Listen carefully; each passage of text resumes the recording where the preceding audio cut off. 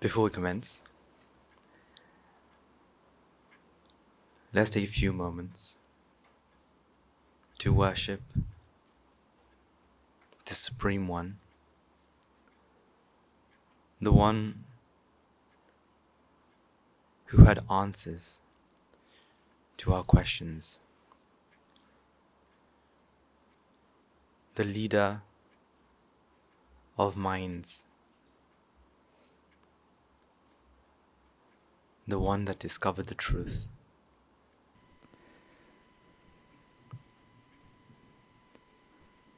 So let's take a few moments to worship the Supreme Buddha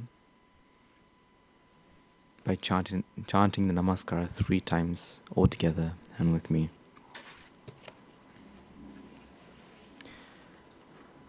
Namo tassa bhagavato arahato samma sambuddhassa. Namo tassa bhagavato arahato samma sambuddhassa. Namo tassa bhagavato arahato samma sambuddhassa. How is everyone? I think it's a question that we always start with. Because that's the question that truly matters. How are you? Why? Because that's the entire purpose of coming here. So we can carry on saying, well, I'm good? No. I'm better than I was last week. That should be your answer. Whenever someone asks you, how are you? You should never say just good, because why? Good continues to be good. We're not trying to be good. We're trying to be better than last week. So, how are you? Better than last week. So, I wanted to, today, go back in time. Go back in time to many, many centuries, millennia ago, where people started to ask a question. And it's a question that holds true, as in, it's been there since the beginning. And to this very day, the question is still there. Philosophers, scientists, engineers, and all these people with, what we call big brains are still trying to answer this question. And I want to explore this question with you all as well. And this question is, what is reality? What is reality? Now, I'm asking this question because it's very, very interesting. We have different schools of thoughts, right? So if we go back many, many centuries ago, we've got, people like Isaac Newton who gave his interpretation of reality. Then we got Stephen Hawking who gave his interpretation. And we go further and further back, and we have people like Plato, René Descartes, these amazing philosophers and thinkers, great thinkers, who wanted to answer this question. And who knows, we've lost many philosophies throughout time. Because why? Time will always take what is away from us. And they take away many philosophies, many, many other different theories on reality. And I want to explore this. So,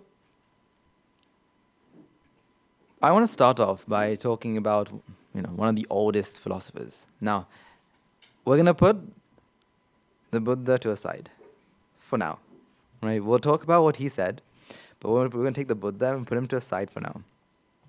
And I want to take you back to the 4th century BC, where we had a philosopher called Plato.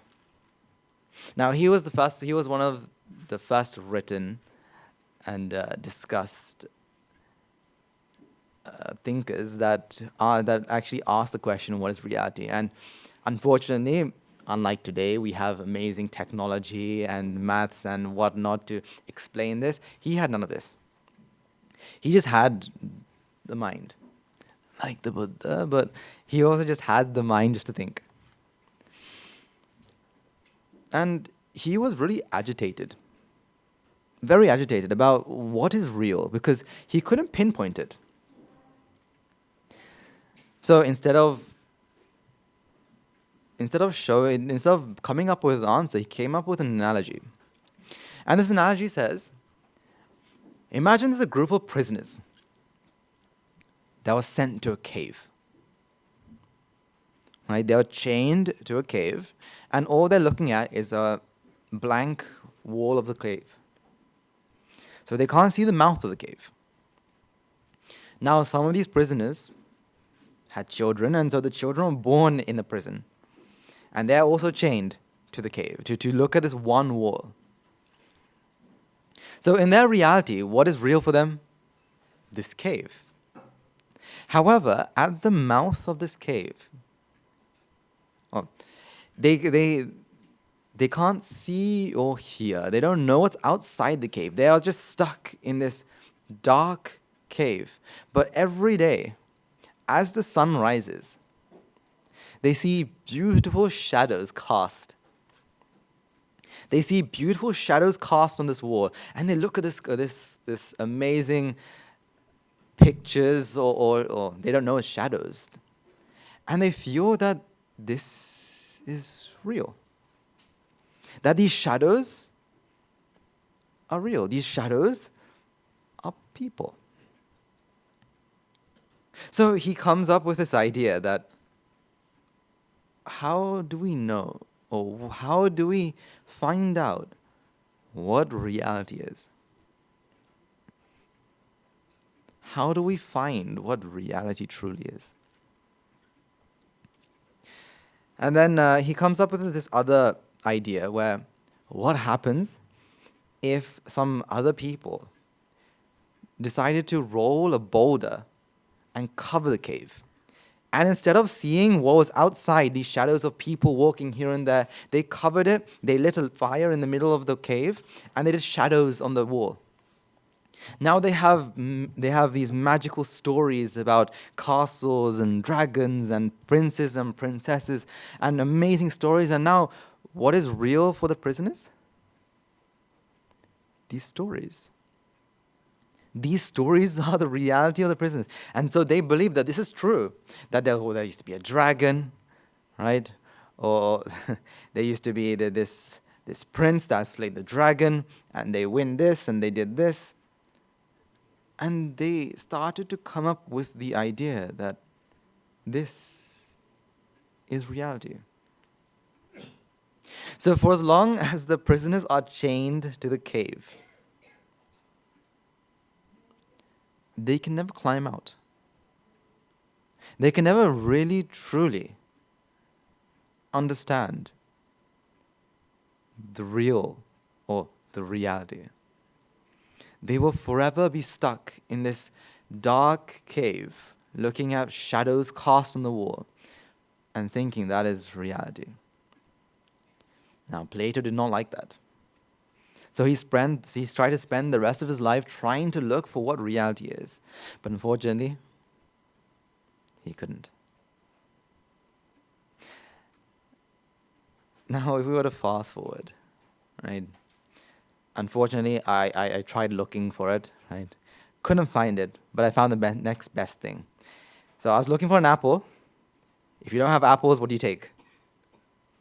If you don't have apples, what's the next fruit that you take? Apples and? Orange. So we brought an orange.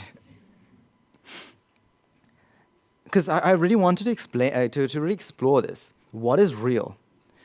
Because, apples are the father of apples are the father of gravity. Yes? Because why? It was because an apple. They say an apple hit Isaac Newton on the head, but that's said to be just a story. Maybe it did, maybe it didn't. It doesn't really matter. But we wanted an apple because apples are smart. But We couldn't find an apple, so we have an orange. And the reason I took an orange is because I really wanted to show you, okay, what is real? What is reality? And to explore what we feel to be reality, what we feel reality is. So, I have an orange in my hand. Agree? So far, we all agree. Yeah, so I have an orange. Anyone else see an apple? Because if we did, great. But unfortunately, I don't think this is an apple, this is an orange. Now,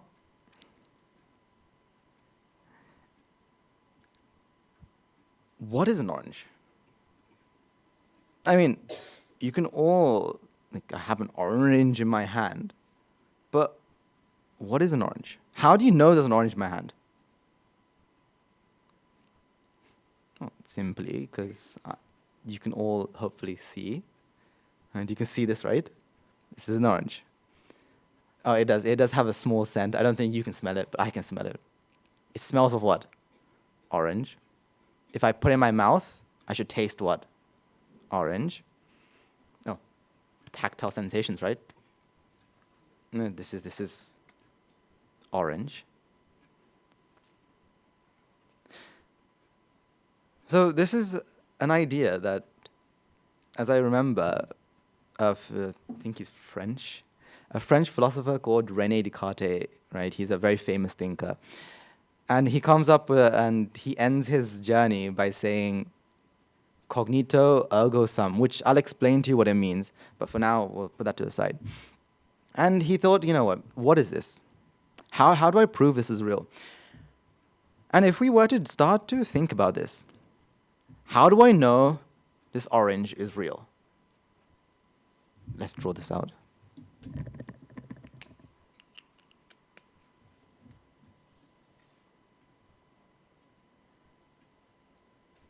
You can what? See? My drawing's amazing, so this is how you know I got very well in art. You can smell. You can taste. Okay.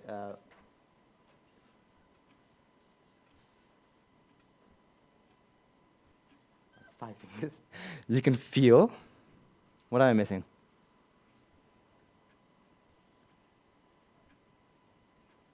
You can hear. What I mean you can hear, if I drop this, you can all hear that, right? You can all hear that. This is how we know that this so-called orange is real. Now, it's very interesting because I remember learning that there used to be this one poet that got really angry at people for destroying the beauty of things. So he says something like, learning about philosophy is like clipping the wings of an angel, right? Turning beauty into lines and rules. And finally, he says that it's like you're trying to unweave a rainbow. And it's very interesting. Unweaving a rainbow. How do you unweave a rainbow? How do you unweave a rainbow? Very simple. You take what? What do you take? To unweave a rainbow, what do you take? Scissors? Do you take scissors to unweave rainbows? No, you take one of the most simplest things on earth, a prism. You take a prism and what happens? You can make white light into the colors of the rainbow. And so, as I remember, if I remember very correctly, it was Isaac Newton who was the first person to discover that, light itself is a mixture of all of this. And he says, light itself, so rainbows, this natural phenomena is because of what? Some sort of something that diffracts the light that gives us this amazing color from red, right? From a beautiful red to a violet, that it's just light being refracted. So this poet was really angry because why? Now you're ruining the beauty that he wants to see. But put that aside, we're talking about oranges. So oranges, how do we know it's oranges a real festival? We can see it. Now, this goes back, I think, to the 17th century when people thought, okay, we can see. What is seeing? And if I remember clearly, Thomas Young in the 17th century, he was an artist. And he took paint to paint beautiful pictures. But he realized he doesn't need lots of paints. How many paints does he need? He doesn't need lots of paints. How many paints does he need? 3. There we go. 3. What are the 3 paints? You got, do I have colors? No, I don't. You have what? Red. Green. Is it green? With paints? Yellow. And? Blue. Using these 3 colors, he realized that he could make any color he wanted. Only by, changing what? How much of these did he put? If you put all these colors together, what did he get? The opposite of light. He got what? Black. Okay. If you mix blue and yellow together, he got what? Green. Red and yellow together, what did he get? Orange. And he realized that all colors stemmed from these 3. So he thought, okay, if all colors can stem from these 3, then what's happening with our eyes? What's happening with our eyes? So he decided, okay, I predict that in our eyes we have these 3, I think he calls them fibers. We have 3 sorts of fibers. One that detect red, blue, and yellow. These 3 fibers is what gives us color. And luckily for us, we have gone further than that, right? And we've realized that, it's not red, blue, and yellow. It's red, blue, and it's a simple line, right? Green. Yeah. Just made a small mistake. Just forgot the top bit of the G, right? He realized that, okay,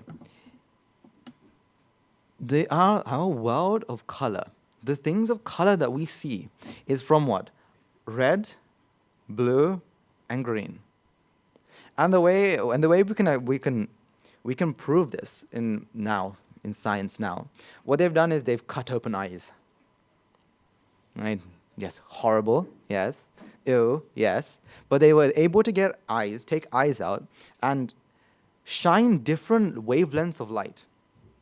And they realized whenever they shone something that was red, some sort of electricity was emitted. Or they call it action potentials. Action potentials was emitted. When they shone some sort of green, they did what? They saw another spike. They shone blue. They saw another spike. And they realized that there are 3 receptors, which we now call cones. Right? So in our eyes, we've got rods and cones. We've heard of this in science. And we said, okay, cones. Now, what is interesting is scientists decided, okay, we see colors because of what? These 3. So this should be the world that is there. But unfortunately, when they decided to use the eyes of animals, they realized what? That not all animals have these. For example, birds, they have red, blue, and not green, but ultraviolet. They're able to see something that we can't. Some animals, they've got red, blue, and green, and another receptor. So if they're looking at a color, are they seeing the same thing that we are seeing? And I think there was a certain species, I can't remember their name. However, they have over 15 different receptors in their eyes. So when they see this orange, are they seeing our orange? Which made scientists and philosophers think, then is color real? Is color real? Because if it's something that could be stimulated, that's something that comes from, well, a wavelength of light that goes through these three senses, that gives us an output, is orange real? The color orange real? So we can only come to the conclusion saying what? Orange is not, or the color orange is not reality. However, it is what? Our reality. It's not reality, so there's no color orange here, out here, but it is here, right? In our reality, there is orange. Okay? Then comes to, smell. We can all smell this. Okay, you can't smell the orange, right? But if I had some sort of smelling, say, I had a perfume, sprayed that, you all smell that. Let's say, you have orange scented things. Yes, orange scents, right? If I was to have an orange scent, you would be able to smell that. But what is that smell? Is the smell the orange? Again, it's very interesting because we have started, since the beginning of our lives, we've always thought that what? Oranges smell like this. Right? We have a distinct smell, and that's why if someone was to spray a perfume on your hand and you smelled it, you can say that it smells like orange. You can say it smells of jasmines, roses. You can say it smells of cinnamon. Because we've come to realize that, okay, orange has a specific smell. But then what is smell? What is smell? Smell is something, again, same thing like this. Same thing like this, meaning that there are receptors in our nose that pick up what? Orange? That pick up what? Orange? They pick up these chemicals which we call esters, right? Which travel, because esters are so small, right? Like if you've ever seen someone peel an orange and then squeeze the orange, you can see, like we used to do that with friends, right? You peel the orange and you go up to them and you squeeze the orange and it sprays them with this, I think it's called the citrus, it's not acid, I don't think it's an acid, but it's like the smell, and it is acidic, I think. And that, at every moment, is happening here, right? Small esters are being airborne. That's why I can smell this more than you can. Because why? There's more what? It's more concentrated here than over there. So unfortunately, I don't think throughout the entire day, one of you will be able to smell this. But I would be able to smell this the entire day. The smell that comes from the orange, right? So again, if we look at this, right, we come to the realization that, okay, this has a smell, but the smell comes from esters. And again, we can have an ester has different types, different shapes, different ways of being, and therefore when they're put through a sensor, they smell it to be orange. So the way we smell orange, does everyone smell orange in the same way? Coming back to the color, depending on how much this R, G, and B, these receptors, these cone receptors, and they're called cones because it looks like a cone, right? These red, blue, and green receptors, These red, blue, and green receptors, it stimulated at different levels, will give us different colors. So if I have 100 red, 70 blue, and 90 green, does everyone have the same numbers? Does everyone have the same numbers? Another way of saying, do we all share the same instructions to make our body? No, we all have different numbers. We have different numbers of blue, we have different numbers of green, different numbers of red, and so we all pick up different colors. However, we all think we're seeing the same what? Orange? So, my orange is orange. What color is your orange? My orange is orange. What color is your orange? If we are able to project what I can see, if I was able to project what I can see, that can't happen, can it? How can we do that? Because why? Does our eyes take color in? It can never take color in. What it takes is its wavelength. The wavelength is it's the cones absorb it, and it changes it into chemical signal. That's why, if you have ever tried to walk somewhere in the dark, and if I showed you an orange, what color would the orange be in the dark? So, you're walking somewhere under the moonlight. Right? If you've never done that, it's a very good experience. Walk somewhere with just the moon. Low light, you see, if someone gives you an orange, what color do you see? Orange? What color? See, under low lights, our cone receptors, they turn off. And then our rods are always there, but they become more prominent. And so instead of seeing the detail and the color that you can see now, instead you see what? Black and white. So did the orange lose color? Did the orange lose color? Did the orange ever lose color? Can you ever lose the color of orange? No, instead what? Your eyes can't pick it up. There's not enough light for it to say it's orange, and you can't see the details it can. That's why if you try to walk somewhere with very little light, you are most certain to bump into something. Because why? You can't see the details.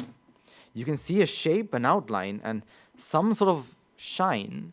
However, you can't see the details, and therefore accidents happen. So please, if you're walking somewhere, use a torch. Smell, taste, both are very similar. They're both using the chemicals on this, using it to stimulate these chemoreceptors, these chemical receptors, which give us these different tastes. So, and sound, right? We've talked about sound in the past as well. Sound is what? Can oranges ever make a sound? Like, before you pluck an orange from the tree, does it start screaming? And do you hear the screams of the orange? No, but if it was to collide with something, now it makes a sound. A sound is what? It's your ear's ability to detect changes in pressure. Changes in pressure. Your ears are able to pick that up, and they say that's a sound. An amazing question, which it's something that that brings people into lots of arguments, right? And that is this. Is it a paradox? Probably is a paradox of the falling tree. So the paradox goes and says, imagine in a forest, right, far, far away, a tree falls. So a tree falls.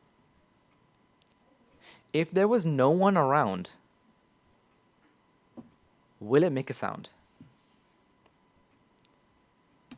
in the middle of a forest, a tree falls, right? A tree just collapses.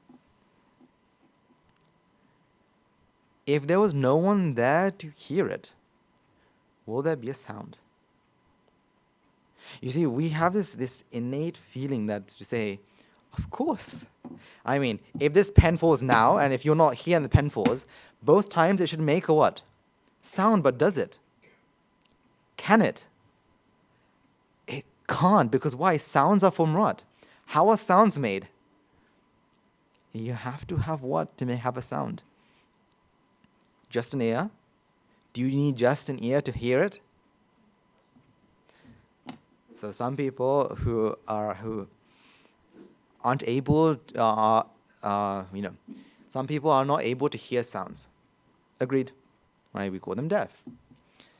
Sometimes their ears are perfectly working. What's not working is an area in their brain. So they can't pick up sounds. So here's the thing, right? Sounds are also something that we perceive.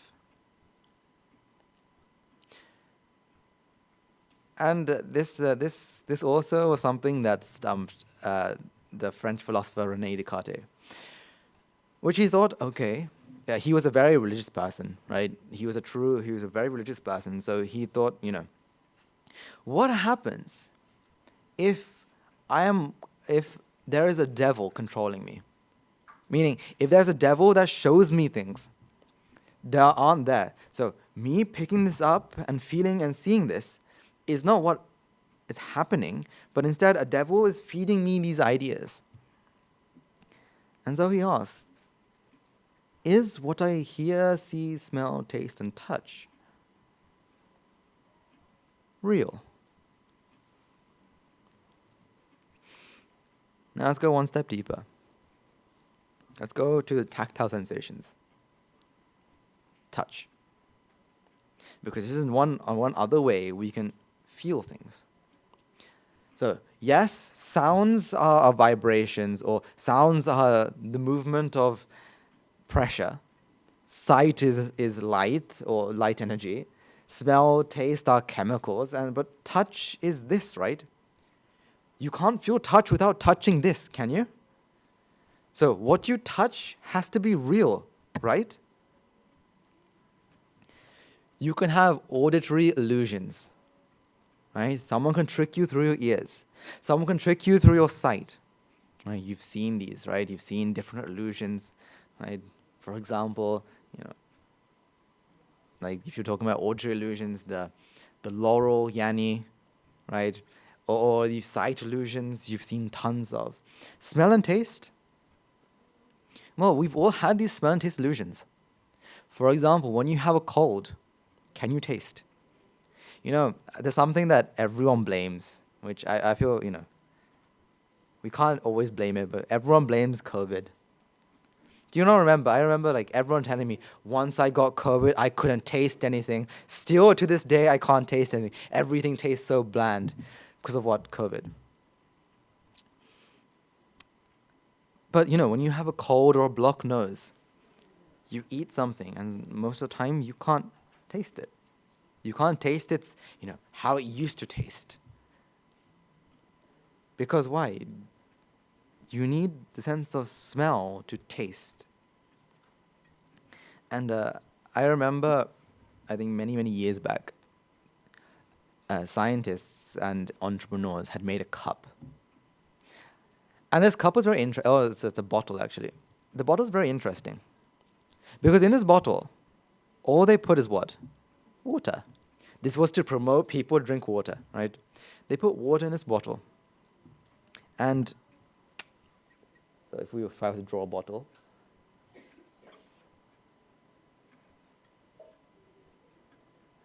and on the tip of it, there was they put these, I think they call it pods.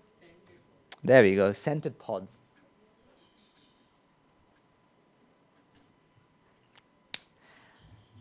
And these scented pods can smell like anything. For example, orange. It can smell like orange. They drink. They're drinking water. However, They are tasting what? They're tasting what? You can't say smelling because they can taste what? Orange? Now, let me make this a bit more clear, right? Let's do this a bit better. The scent and the water don't mix.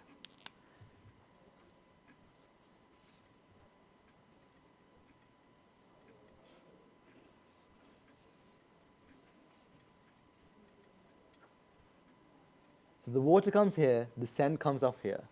They don't mix, so you can't say, the chemicals in the smell probably did something to the taste. No, none of it mixes. Except when you're drinking it, when you drink it, you come close to the smell. And so they smell orange, and so they're drinking what? So if you didn't know it was water, what are you drinking? What are you drinking? Orange juice. So, smell, taste. And the other day, I was talking to a little child, and they were telling me this really good fact about, do you know Skittles? Have you heard of Skittles?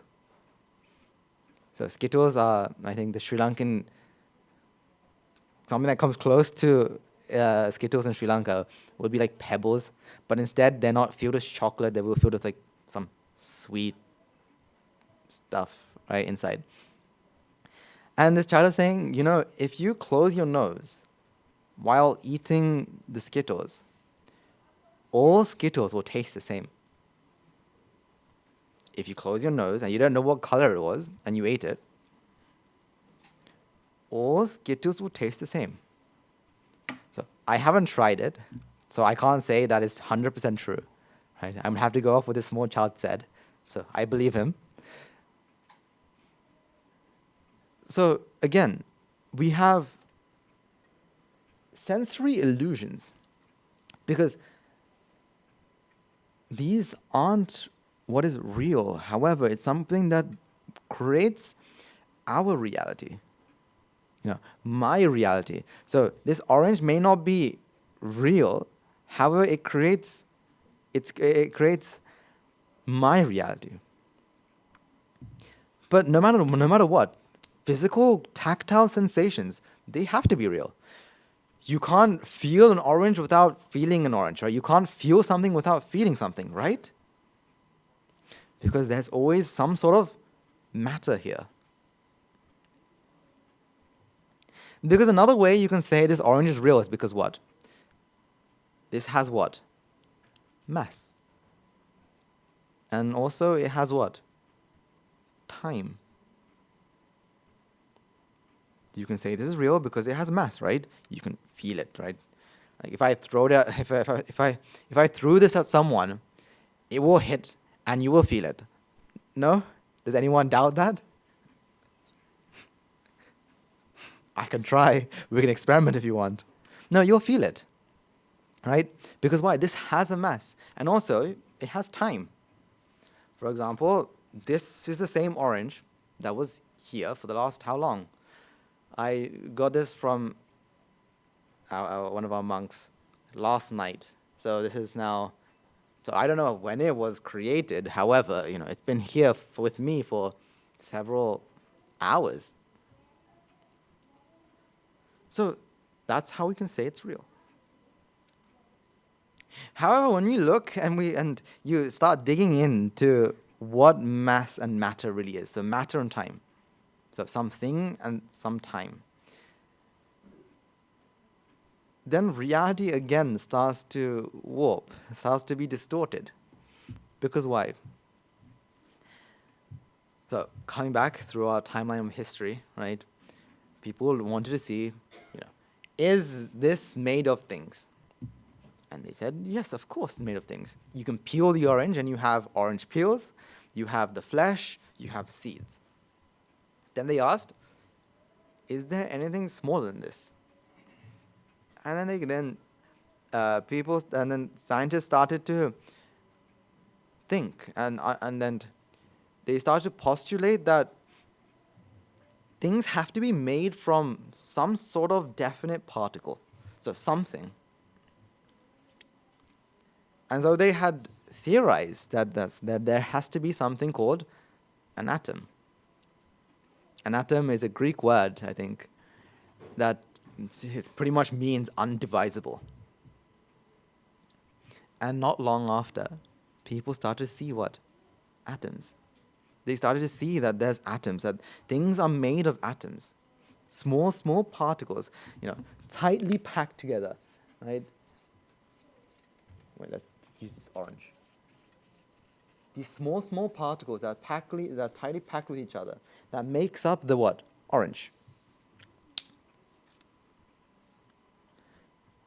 But then they realized, so they were able to see that, okay, yeah, things were made, dusts. We can see dust with our own eyes, right? And then we came, well, this was proven by a person called Robert Brown, who came up with this idea of, if those of you who've learned physics, right, have you heard of Brownian motion? So things are always moving. Because why? He saw, as I remember, on water, he was researching about pollen. And he saw, as he zoomed into this pollen, he saw this pollen dance. And he thought, pollen dancing? That can't be. Pollen can't dance. Then why is it dancing? And he thought it must be something to do with its germination. However, he put a dust particle there. And he saw this dust particle dance. And he realized that, no. The pollen or the dust is moving because other atoms are hitting it. The water itself is hitting it in different speeds, which means water is what? Made of what? Small atoms. And then physics and science came to a stop. Because why? They were satisfied with what? Everything is made from atoms. So we have atoms that make this. Until when? Until they realized, no. The undivisible atom can be divided.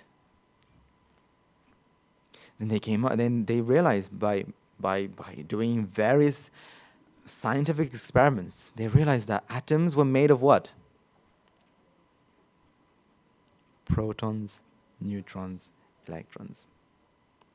However, they realized that this isn't how it looks like. That in this orange, it's not things that are tightly packed against each other. Instead, there's a small bit of mass and a massive, well, they thought, electrons cycling or going round this atom. But then the question comes, what is between this, the middle, and the end, right? So the nucleus and the ring, what is in between this? What is it? Empty space, which muddled with these scientists for a long time. Because why? This is made of mostly what? 90% what? Or 95% what? Empty space. That can't be. This is solid. It's solid, but yet this is made from space. Empty space. And I'm not going to go further in the history of what the atom looked like, because, it goes into, breaking down the neutrons, the protons, electrons to get, these quarks, these up and down, and weird and wonderful science. But we're not going through that, because they came up to this idea that, this itself, we can feel this mass, we can feel this matter, but it itself isn't what this mass isn't what? Real.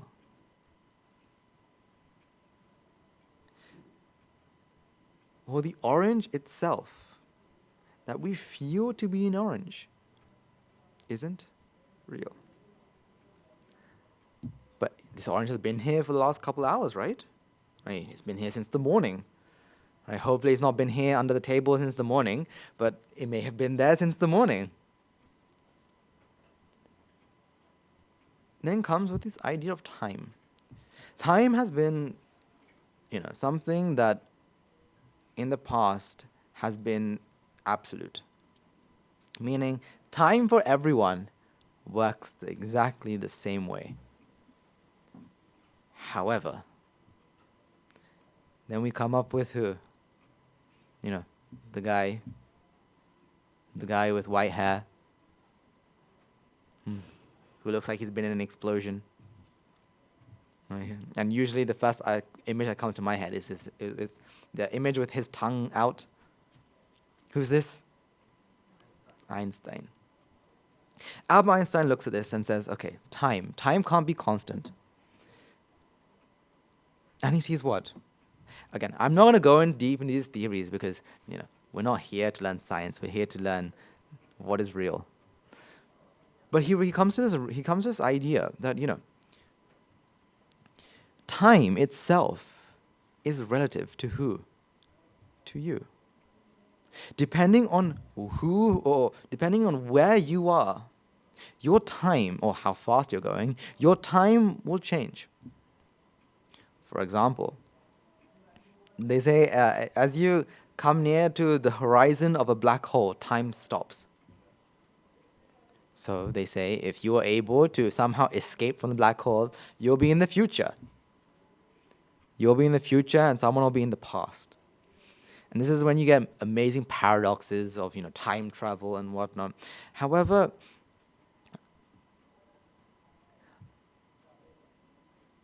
Albert Einstein comes to the conclusion that time itself is relative from person to person. Time is something that is felt person to person. So the amount of time that I feel, the amount of time that you feel, is relative. So, for example, one of the experiments that he had thought of, because he has thought experiments, is that if we had a train,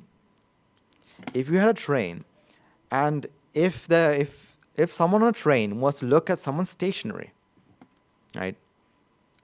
If someone on a train was to look at someone's stationery, and if two lightnings were to strike on this person at the same time, if the person on the train was observing that, would they see the lightning hit the person or hit the two sides of the person at the same time? He realized that he would see, if he was on the train, he would see what?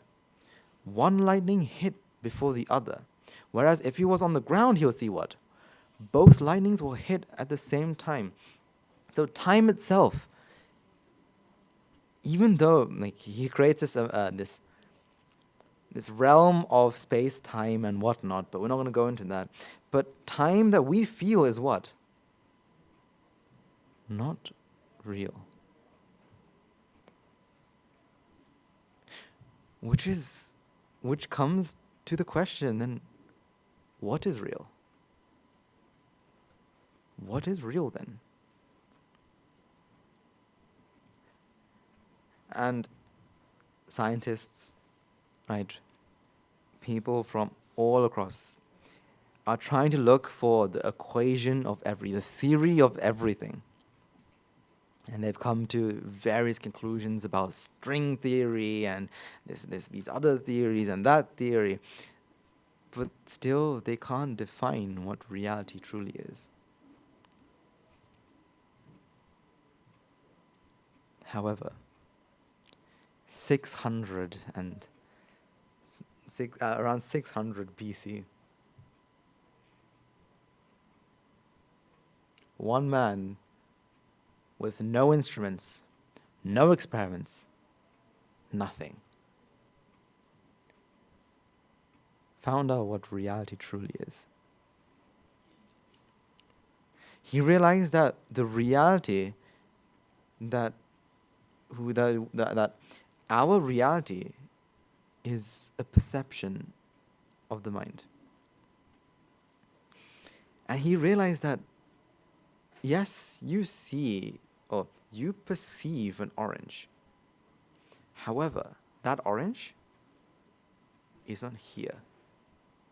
That orange is in the mind. When asked what is here, he said, there is something here. He calls it the elements, or Shuddhastaka. That is here. However, you will never see it. So just like this prison is, because look, if you looked at Plato's example, it's a very good example, very good analogy. Because why? These prisoners will never, they're chained to the cave. They could never see what truly is out there, but they can feel it. So when they see these shadows, because we're seeing shadows, aren't we? Shadows of what is real. And we're thinking that this is what the shadows are what is real. But what we're seeing is just the shadows. We will never truly see what is out there. What we'll always see is what we perceive. That's why it's like, as science starts to develop, they will always come close. But they'll never find the true answer. Because they've come to this idea, they can't experiment on this. Because why? There's always an observer. They can't do an experiment without an observer. So it's always biased. Now, I want to expand on this internal and external world, right? Because this is something that, we have to truly internalize and truly understand before, we practice. Because this is very important. So, to explain to you about this internal and external world, I have a video, right? Because, we just have lots of videos stored to show all of you. And I want, can we play the first part of the plank? The plank. What is the plank? Who knows, right? Pirates have the plank. They have to walk the plank. Who knows what this plank's going to be? So,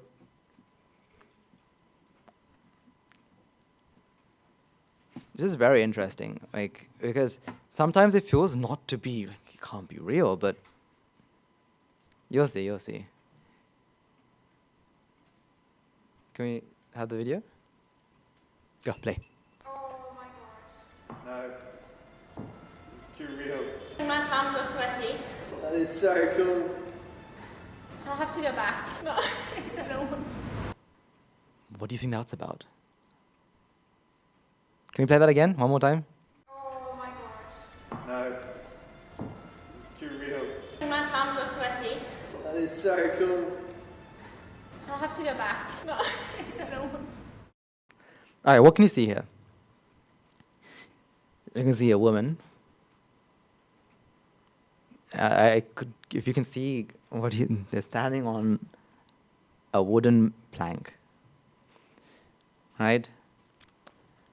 And they're balancing and wobbling, and some of them are. There are. We'll carry on, but they are pretty much scared. Now, scared of what? So we see them balancing on a piece of wood, right? What are they really seeing? Carry on.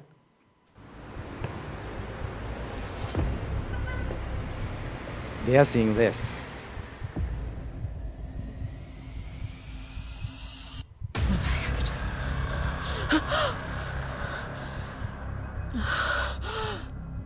Oh my god, oh my god.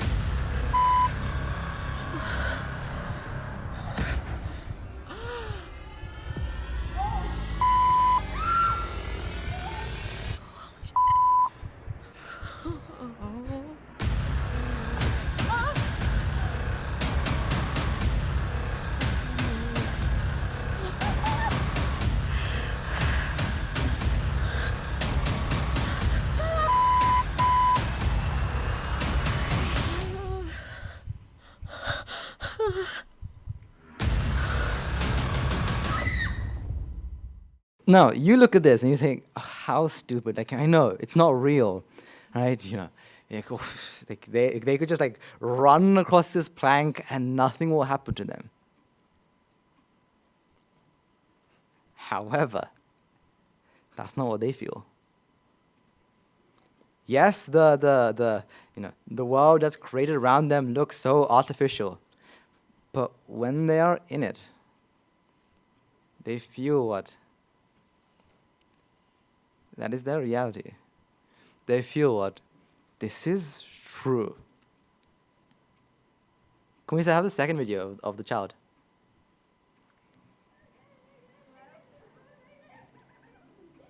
Can we have the audio as well?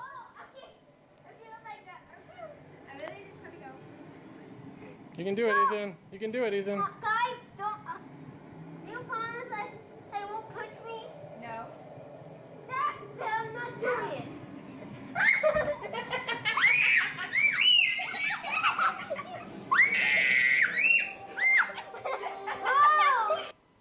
So what is this child truly feeling? The child, before he put on this VR set, right? So this is back to reality, if you don't know, right? This is a VR set, so he's putting this on, and I think it's a game, I don't know. The task is to walk to the end of the plank and then walk back. That's all you have to do. Seems simple, right?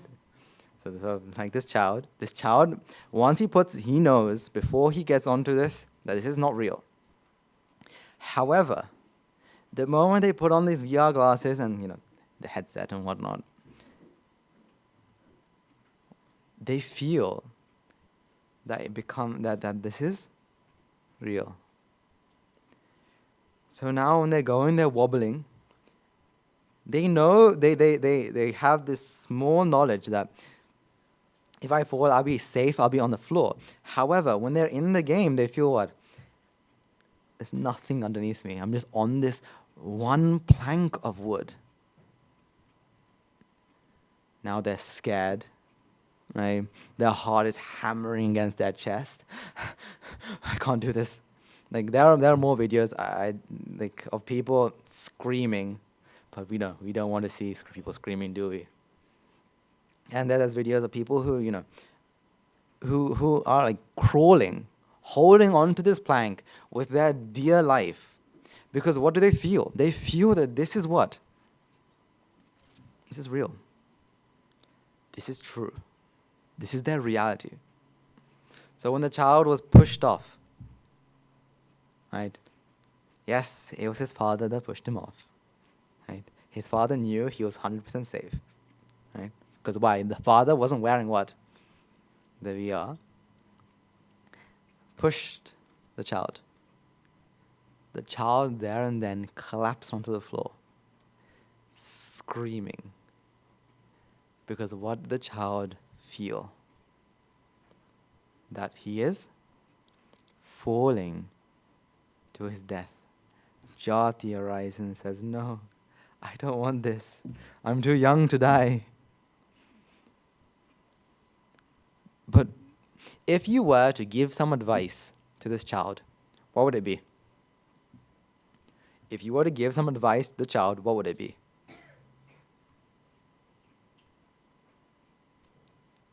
Just take off the VR.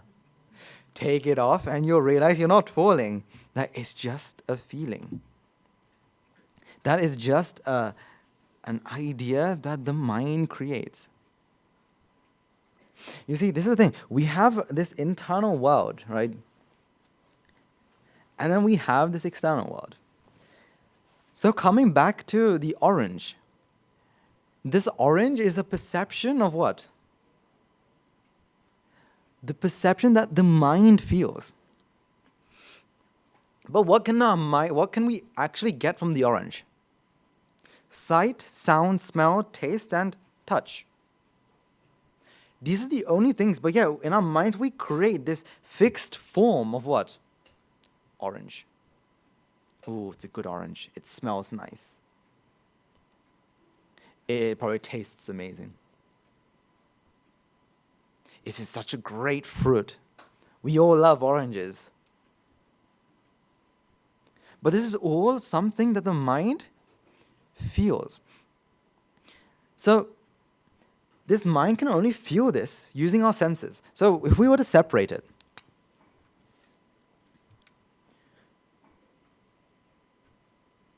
it's almost like a mind with ignorance has VR on, virtual reality. There's goggles and there's earpieces on.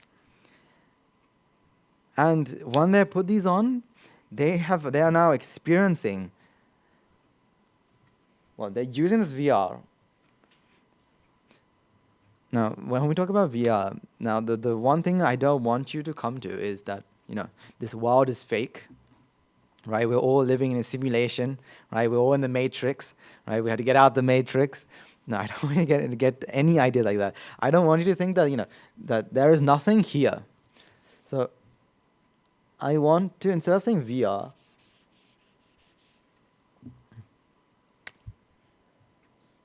I'll put AR. AR meaning it's augmented, right? Meaning it uses outside to create the inside, right? And the outside is the outside.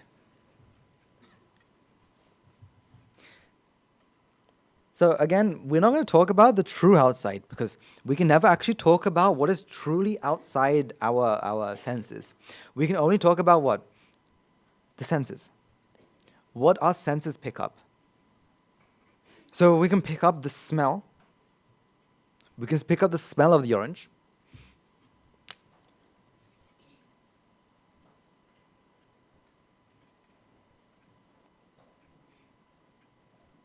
Right. Smell, sight, sound, taste, and touch. And it uses this to do what? It uses this to do what? Create what? What does it use it to create? Create a mind?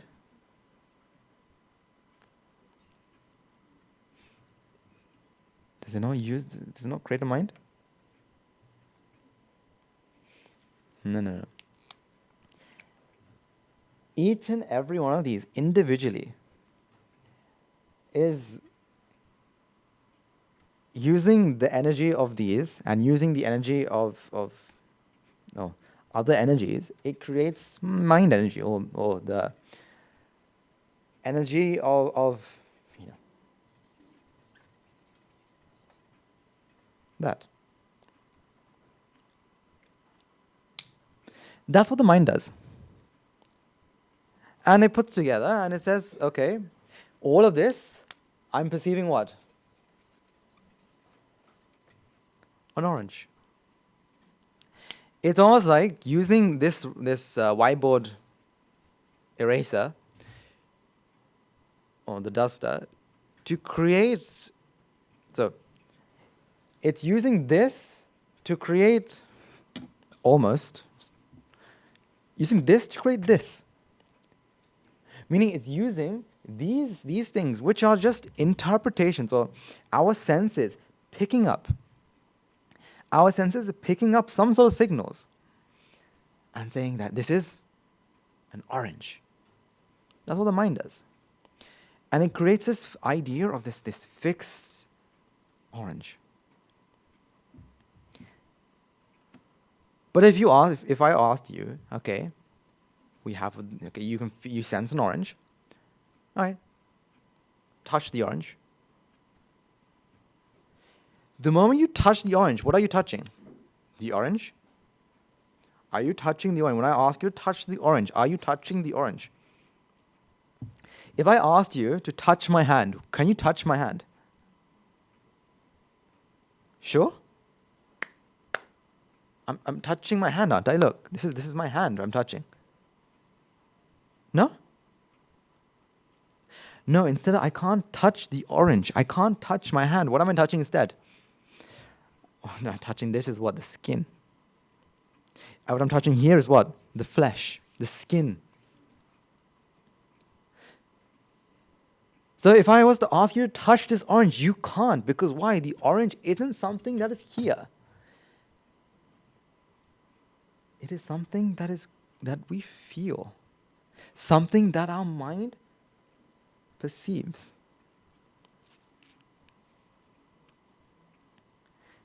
Now here's the thing, right? If we talked about colors, orange and this, I'm terrible with colors, but I'm gonna call this. Right, what color is this? See, I'm very good at asking people. So what color is this? All right, hands up if you think it's red. Hands up if you think it's pink.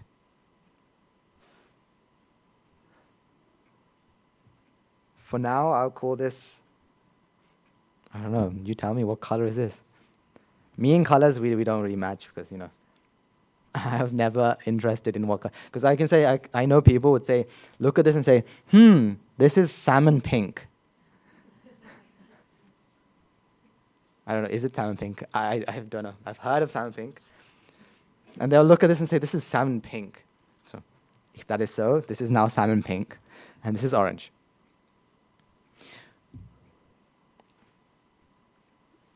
Now, where does this feeling of that these two are separate colors, where does that feeling come from? Where does that feeling come from? Outside our eyes, is there salmon pink and orange? The orange is orange. Outside our eyes, are there these two different colors? So are these two separate colors here? Outside our eyes? No. However, let's go inside our eyes. Inside our eyes, are there two separate colors? Okay, so you help me. I'm, again, terrible with colors. Orange is a mixture of what?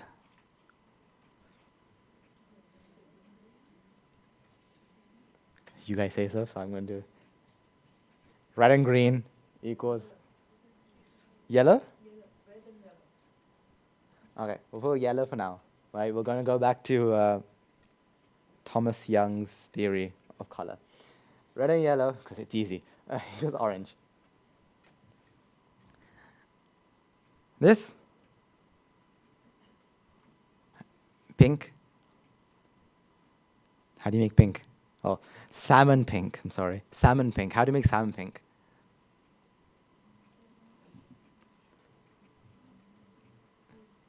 Do you not, artists out there?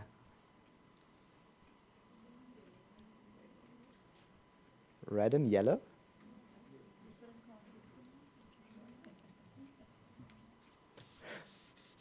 Is also what? Red and yellow. With more red. And yes, yellow. That's what gives us this salmon pink. So in our eyes, right, we're not going to go into science of the eye and, say that, the light goes through the pupil and the pupil goes through the lens and the lens goes through hit the fovea and the fovea gets stimulated. No, we're not going to talk about that. But all we're going to talk about is there are three total senses, R, G, and B. Red has number, right? We'll call this X, Y, and Z. And for salmon pink, it has A, B, and Z. Constantly, our eyes are seeing this. Oh, you can't see this, can you?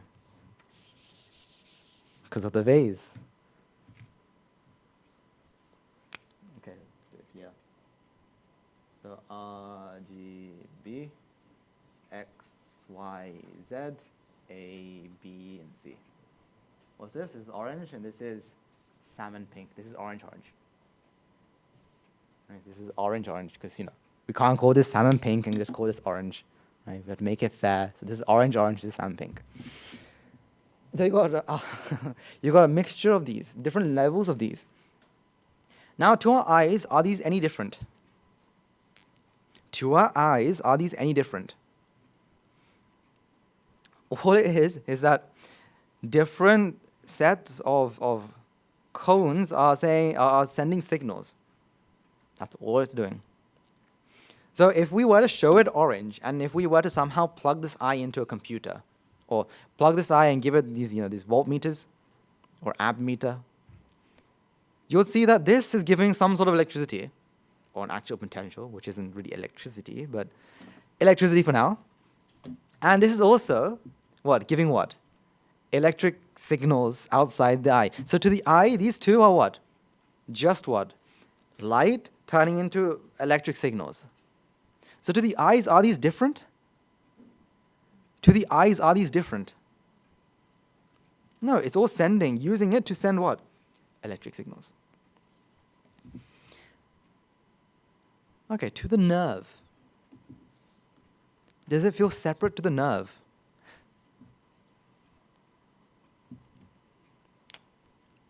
Okay, let's talk about nerves.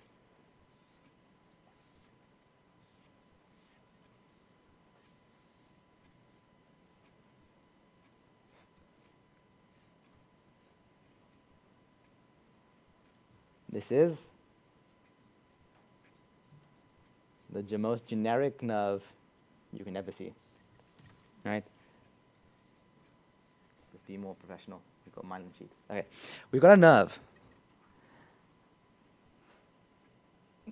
So R, G, and B are connected here, here, and here, and are sending signals to the nerve. Does this nerve feel differently, or does it feel any difference to seeing orange or seeing pink? Does the nerve see any difference or feel any difference? Is it? Can it? All it's doing what? Using this to send signal across. Now, I'm no doctor, but I do think that this happens equally, meaning, as I think, you don't get this any faster or slower. It goes at the same speed. The only thing that changes is its frequency. So to a nerve or a neuron, he's maybe going to flash 3 times for the orange and flash 4 times for the pink. But the nerve can't determine whether it's seeing orange or pink. Coming back to it goes all the way to the brain. The brain is full of what? More nerves. So can the brain see orange? All it is taking up these different electrical impulses and saying, I'm feeling something. Mind, what is this? And sends it to the mind. And the mind looks at it, and the mind, using it, arises. And it says, oh, this is the color? Orange. This is the color? Salmon pink.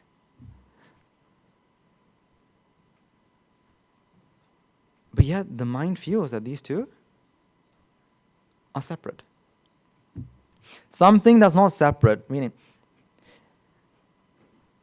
the orange and the salmon pink are just 2 different wavelengths, right?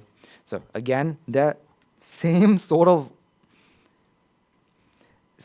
energy with different variations.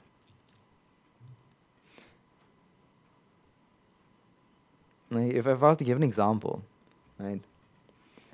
What color is gold? When we say gold, we have this amazing color. This yellow color that oh, here we go. Oh, perfect. Who knew? This is gold. This is the color of gold. It's probably not gold, but it's probably the color of gold. And we say that this is the color of gold. But if we were to, break this into smaller and smaller pieces, I think you break it, 27 times. So if you take a block of gold and you break it into 27 pieces, instead of seeing this amazing yellow shiny thing, you get a red liquid. So is gold yellow or gold red? Again, this is both talking about this. The internal world, what we perceive. Gold isn't this color, but yet we like this color and we say, oh, I want this. This is good, right? If someone wants to give you an orange or this, you'll be like, this is more valuable, I want this. This, not as valuable, I don't want this. Although in certain situations, this becomes more valuable. So again, we go after this, looking for this, hoping that we can get something valuable. Although in the brain, in the eyes, in the nerves, in the brain, all this are just different. Oh, they don't feel any different. However, in the mind, because of ignorance, it feels what? Don't like this. I like this, but I don't like that. I really like this, but I don't like that. Okay, just a show of hands, right? Because I just want to know before we carry on. Is anyone, the word that comes to my head is like squeamish to like slime? Anyone here can't handle slime? Because if you can't, if you can't, please tell me so we don't continue going down the rabbit hole. Anyone can't stand slime, who become very grossed out because of slime? No, thank you. Okay, we can continue. So coming back, right? So we have this internal world and external world. So the external world, or when I say external, I don't mean outside.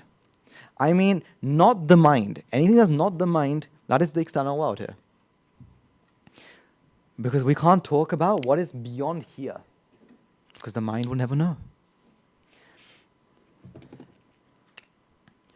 So if we were to say talk about, instead of talking about the orange, let's talk about something a bit more better. Let's take a flower. What does a flower give you? What does a flower give you?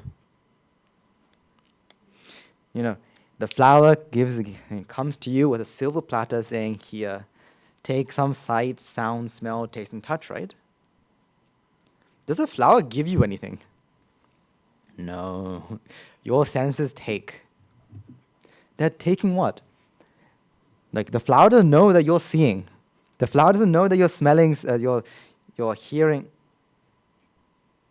That you're not hearing, smelling, tasting, and touching. The flower doesn't know that. The flower's not giving you anything. The flower, how do we find out that there's a flower? Sight, sound, smell, taste, and touch. And that gives rise to the feeling of flower. Okay, let's take something else. Let's take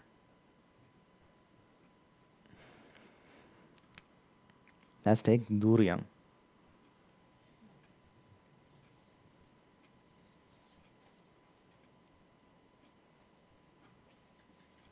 Right. So those of you who may not know, right, durian is one of the most controversial topics you'll ever come to, especially in Asia, right? You'll hear people falling in love with it, and then you'll hear people absolutely hating it. So it's a fruit that smells. Whether it smells good or whether it smells bad, it's all personal, depending on who you are. Or depending on whether you like it, because no matter what, the smell is always going to be the same. So for example, some people, they grow up hating the smell, but after they fall in love with it, they enjoy the smell. So durian. What does durian give you? Sight, sound, smell, taste, and touch. Okay, let's write that as well.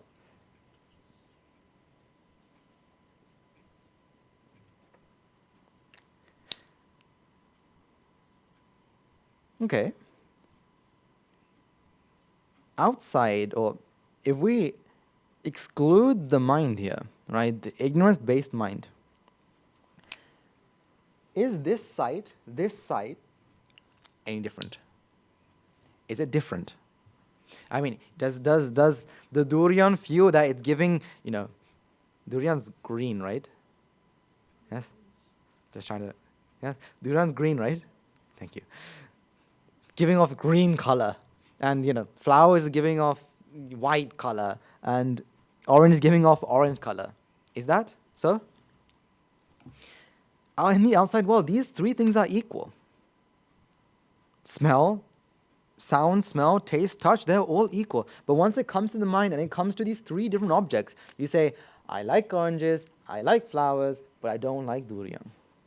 You don't like durian?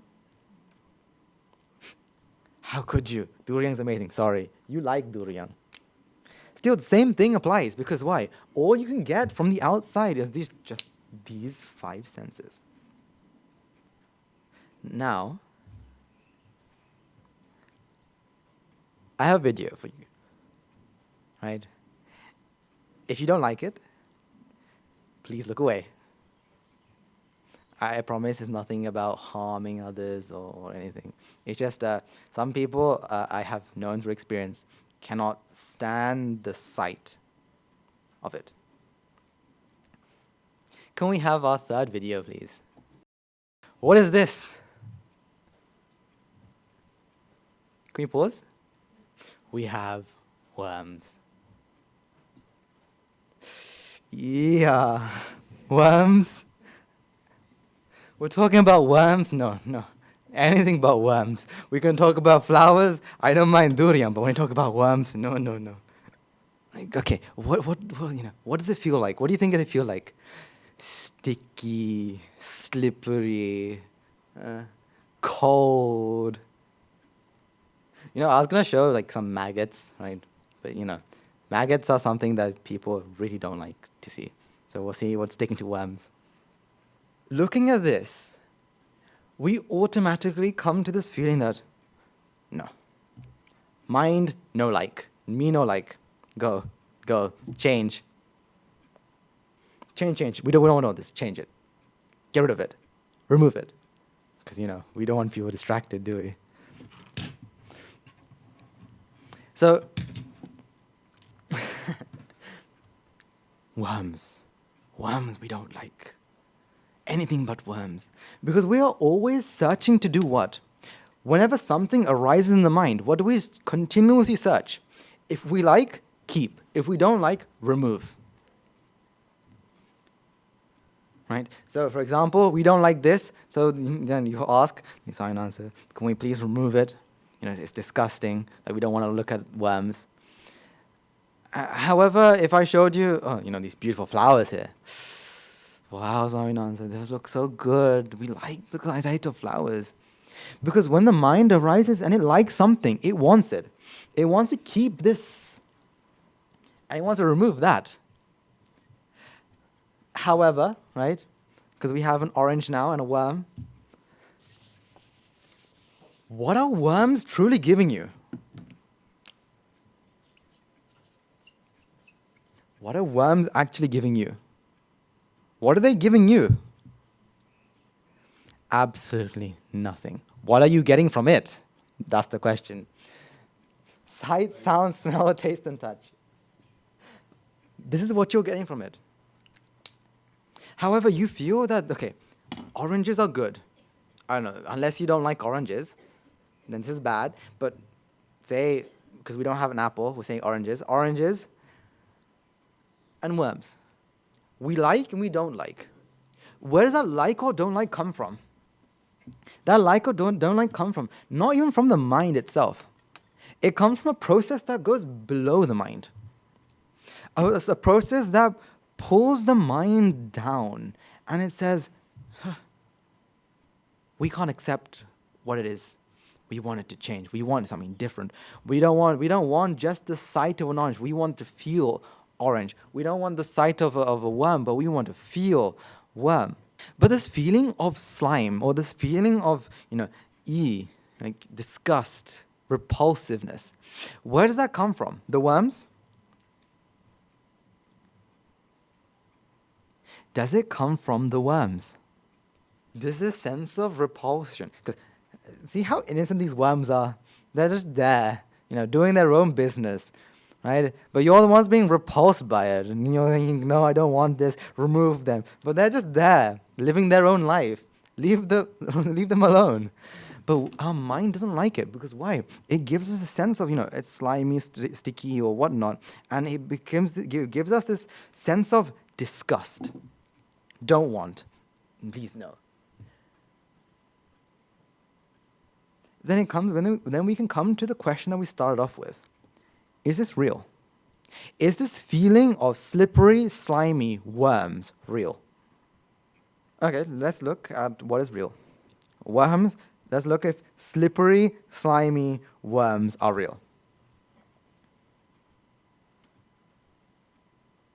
So instead of so we have this on TV, but if we had this on a bowl in front of me, right?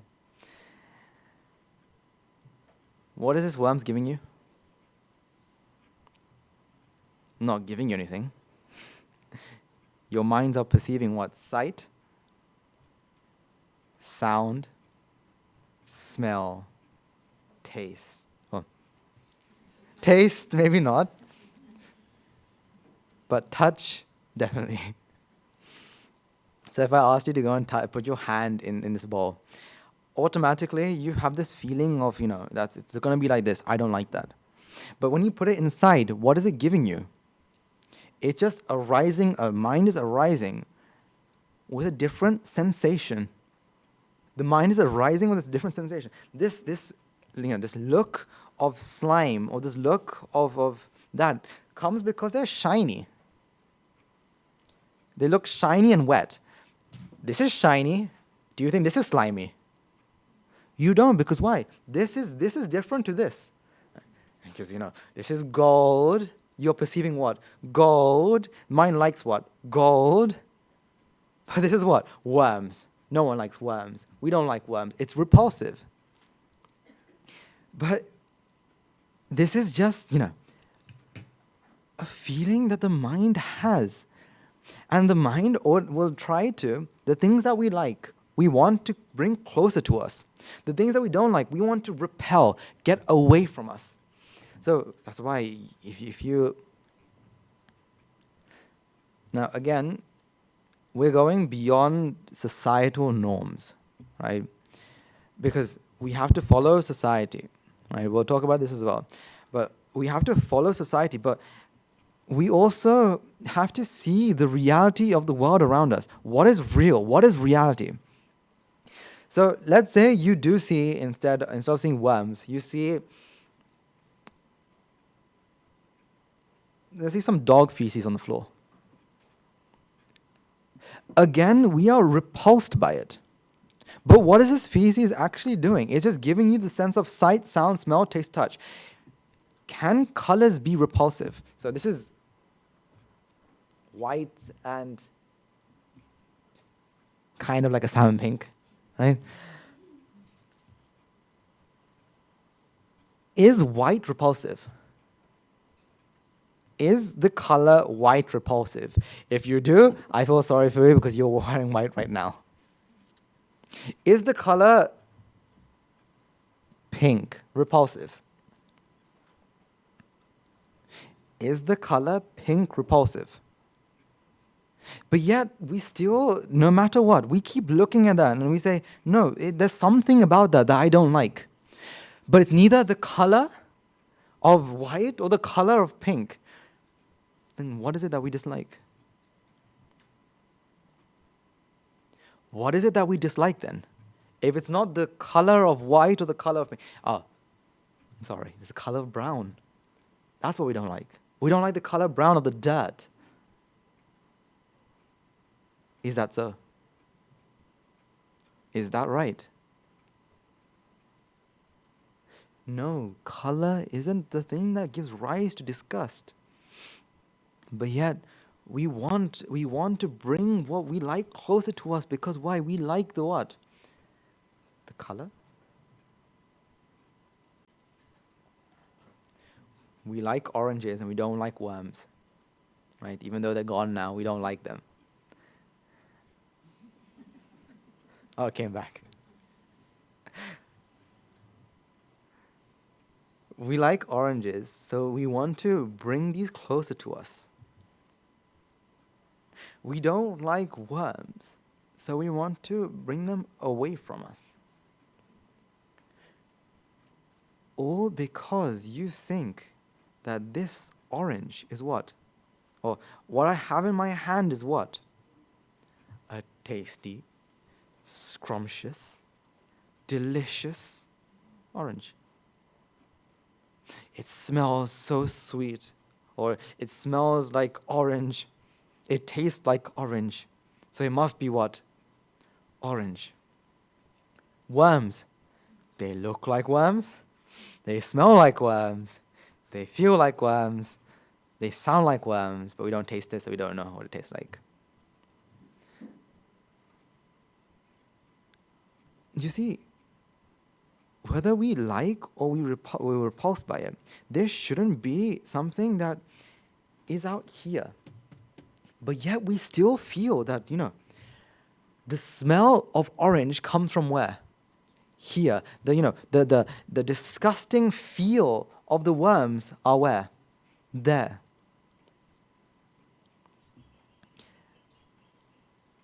That's why sometimes, let's say you see some dog feces on the floor, right? And, you are automatically repulsed by it. Because you think the smell of it, the smell of dog feces comes from that. That the smell comes from that. For example, we say it smells bad, right? But what happens if you're a fly? For a fly, does dog feces smell bad? No, these flies would dive into it, roll, swim in it, because why? It has found its source of food and it's so happy about it. So again, what we have to do is we have to realize and we have to understand that what is real, what is really happening, are we talking about the orange here, or are we talking about the orange in the mind? Because if we're talking about the orange in the mind, if I was to destroy this, why are you suffering? If you don't like the sight of this, right, the worms outside, it's not because the worms outside that you're suffering, it's because the worms arise in what? In the augmented reality.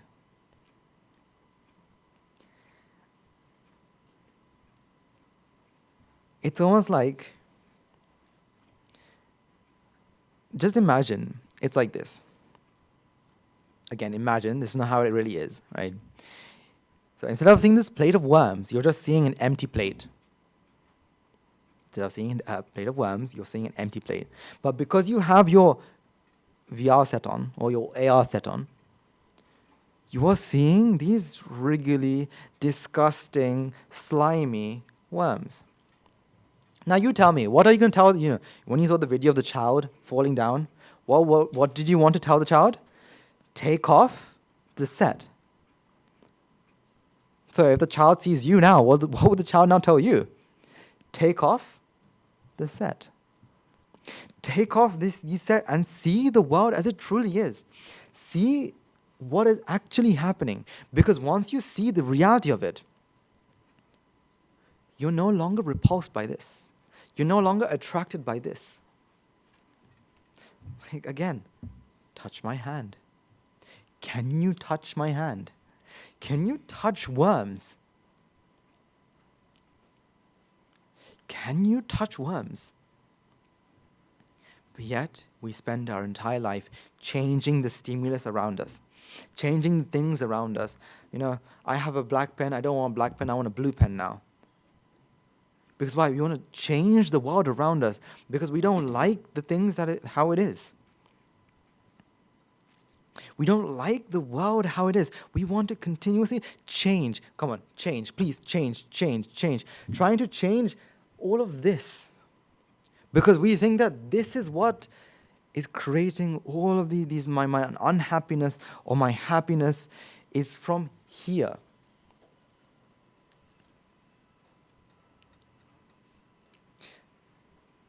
That's why we still, if we like the taste of chocolate, that's why we still look for chocolate for the taste. Because we still identify and we still have the idea that the taste of chocolate comes from the chocolate.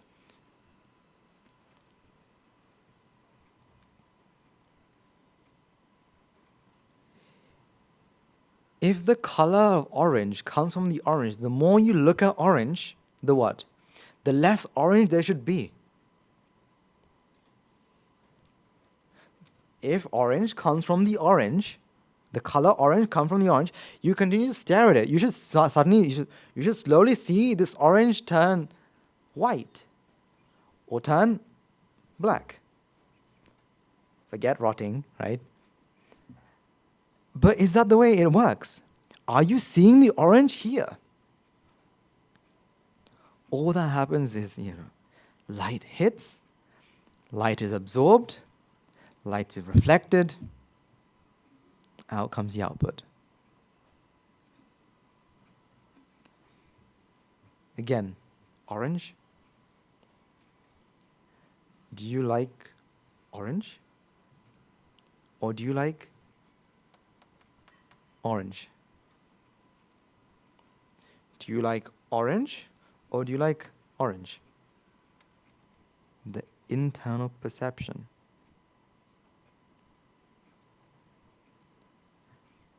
None of you have eaten. So far, no one has eaten orange yet, right? We've just seen this orange. We've not tasted the orange. What happens if this orange starts to taste like worms, which are no longer there?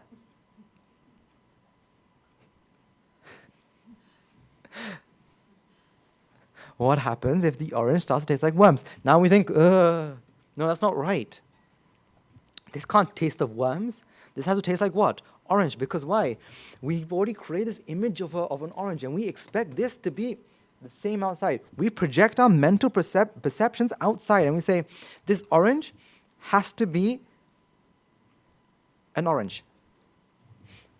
But when you take off your glasses, you realize there was just what here? They were just the elements. So if we were to come back to what scientists are trying to find out, they're trying to find out the theory of everything. And they have come to the conclusion that there is a sea of energy. There's a sea of energy. And quantum physics is all about probabilities. There's a probability that, something is created. But what is created? Some particle which makes an atom, which makes the orange, and so the orange is created. They come to this idea that, okay, this is from the sea. However, this is what? This is the sea. This is the sea of energy in a different form. You see, this sea of energy can give rise to any of these. But the mind is sometimes willing and sometimes not willing. The mind wants to accept and sometimes the mind doesn't want to accept. Because as you continue to talk about what is real, what is actually real, or what is reality, you come to the question, if there is no orange,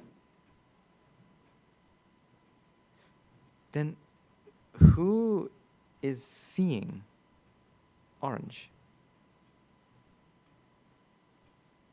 And again, this is another question that people have fought against.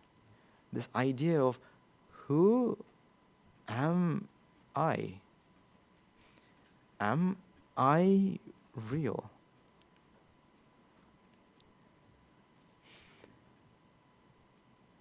And this is when I think in the beginning I talked about René Descartes. René Descartes came out, he ended with his experiments by saying, cognito ergo sum, which is Latin for I think, therefore I am. Because no matter how far people try to dig in and dig in to look at the reality itself, they always stumble across one thing. Who am I?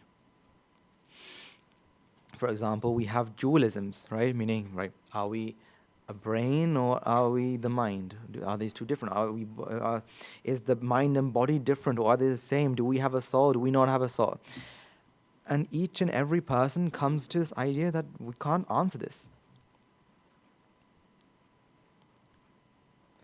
That we can't answer who you are, because some people say we have a mind, some people say it's just the brain. If it's just the brain, then are we just chemical signals that are passed across? Is that who we are? People don't like to think about that. People don't like to question that. Therefore, Mr. René came up with the answer, I think, therefore I am.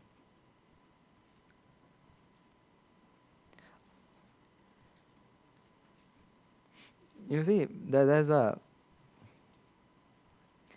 one, again, I'm going to talk about some theories before we come to what the Buddha said, right? Because I want you to take a grasp of what how people are trying to answer this question. So we talked about how things are, there's a sea of energy and things pop up here and there according to probability. So a question arises, right?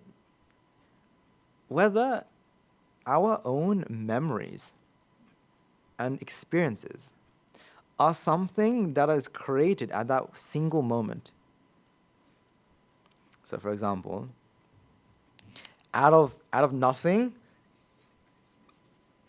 a person is formed. But the person is formed with different, because it's all part of the sea, right? With different ideas, right? Knowledge, right? With experience. At that one moment, so the moment before, they did not exist. The moment after, they don't exist either. But then that can't be. People don't like accepting that because why? But I feel though I have existed, and I feel as though I will always exist. So we come to this idea, who am I?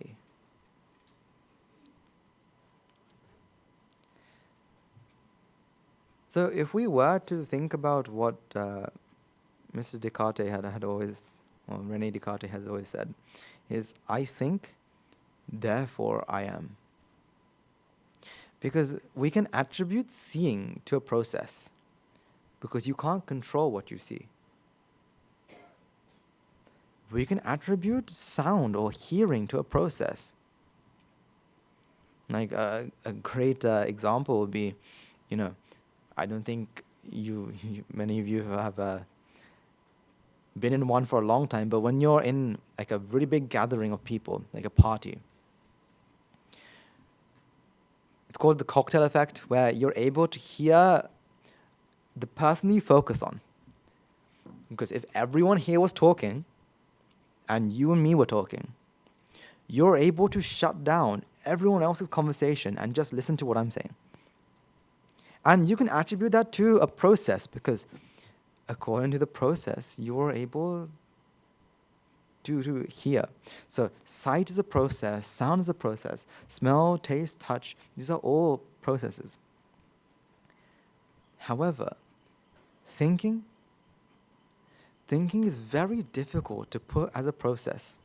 Thinking is something that's almost impossible to put as a process. Because why? A drowning man will clutch at a straw.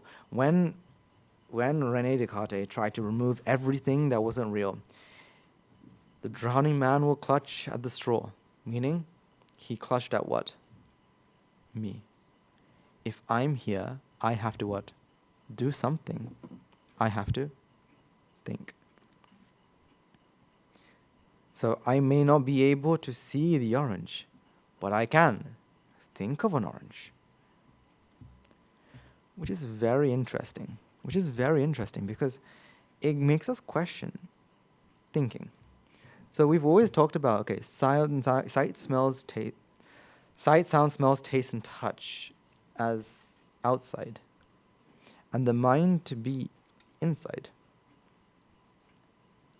But when we talk about the mind to be the inside, what do we really mean? What is the mind? Is the mind actually inside? Or is it still part of this process?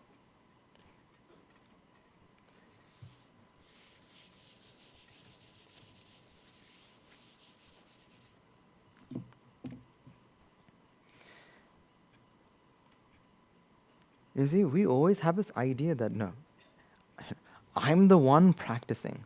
I'm the one who's doing this. I'm the one who's doing that. I'm the one who's thinking. But thought itself is what? Thought itself is from what? The conditions. According to the causes, the conditions, you have the manifestation, which we call what? The mind. Don't fall into the trap by saying, the mind has these different causes. Don't fall into the trap by thinking that, the mind has causes. Instead, these causes, well, you can't even say causes, these effects manifests a manifestation, which we call what? The mind. So if I was to explain this, if we had a fire, we have fuel, oxygen, temperature, right? Fuel, oxygen, temperature makes the fire, right? No. Fuel, oxygen, temperature gives a manifestation which we call what? Fire. Because if you say the manifestation is fire, that means fire is what? Created. But can fire be created? If fire can be created, then can it be destroyed? See, because what we have to really realize is that everything here, every sight, smell, sound, taste, and touch, and everything that we do and say are all part and parcel of the mind. According to the causes, the mind arises and the mind passes.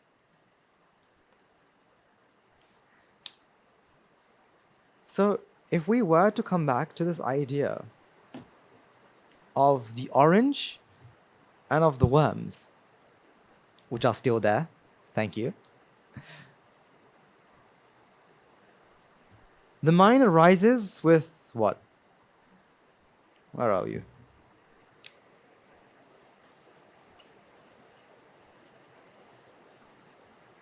The mind arises using a process which we, in short, call RVSSV, or Rupa Vedana Sanya Sankhara Vijnana. When you see this, what are you seeing? Oh, when you see this, what is the mind doing? The minding process. Right? Trying to identify, trying to recognize, trying to do all this. When the mind is seeing these worms, what is the mind also doing? The same thing, the absolute same thing. However, is there something called, the orange mind, or the worm RVSSV? Is there something called that? Because the orange or the sight of orange, or the sound of worms are just, the imprint is just that. The imprint is just this. The rest of the mind is there to identify, to know and to identify what this is. So in the mind, these both are also what? The same. These are both parts of the same process. The mind doesn't feel any different from the orange or the worms, but the mind feels something different when what happens? When what happens? When the mind is indoctrinated with ignorance. This is when our reality changes. Because why? When we talk about ignorance, what is ignorance? Not knowing that everything around us is what? Cause and effect. We're not knowing that everything around us is what? Cause and effect. That we're not knowing that, everything is anicca, dukkha, anatta. Not knowing that is the condition that when the mind arises, feels that these two are different. That there is me. Because when we talk about who I am, the first thing that we come to is, I must be somewhere here. Okay, does anyone think you are this orange? Do we say that, okay, this is John, right? No, you can't say that actually. But we don't feel that this is me.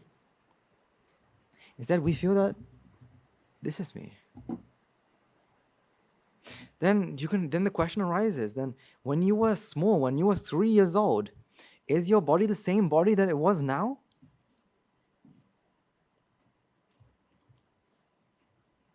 Then it comes to the ship of Theseus. The ship of Theseus, if there's a ship, and every time something broke, it was replaced, right? So from the nails, from the board to the strings to the rope to the sails, everything was replaced. Is it still Theseus's boat?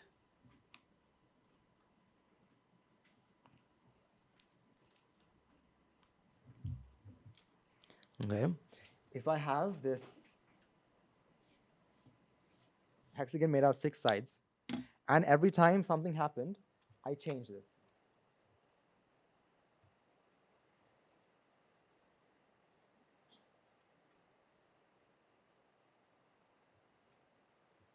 Is that the same hexagon that it started with? Is that the same hexagon that started off? All I did was I replaced it with a different color pen. But yeah, in your body, what is the same? What is the same from when you were 3 years old? I mean, every couple months, your entire, your blood cells, and every couple months, your blood cells dies. Your blood cells die, and they are, again, from the bone marrow, they're created. So, do you have the same blood? Do you remember when you fell down when you were 3 years old, there was blood on the floor? Now when you fall down and you hit something and you get a cut, there's blood. Is that the same blood that was there when you were 3? Okay. What about, what part of your body is the same? Is your brain the same? Because the brain is supposed to be the hub of consciousness. Is the brain the same as it was when you were 3? How small was your brain then, and how different is your brain now? You have less neurons as then you started off with. but with more connections. So what is you in the body? What is you in the body? If this is not the hexagon that I start off with, then are you the same person that was there?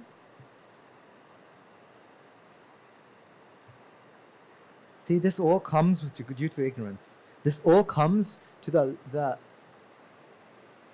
ignorance of the mind. The mind not understanding what reality truly is. That the nature of the world is what? Anicca, dukkha, and anatta. Now the world is what? Anicca, dukkha, and anatta. When the mind understands that, now the mind is able to see reality as it is. That doesn't mean they will no longer see an orange.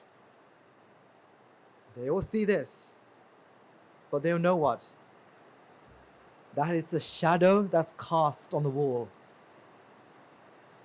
They know it's just the VR. They know that it's not something that is real.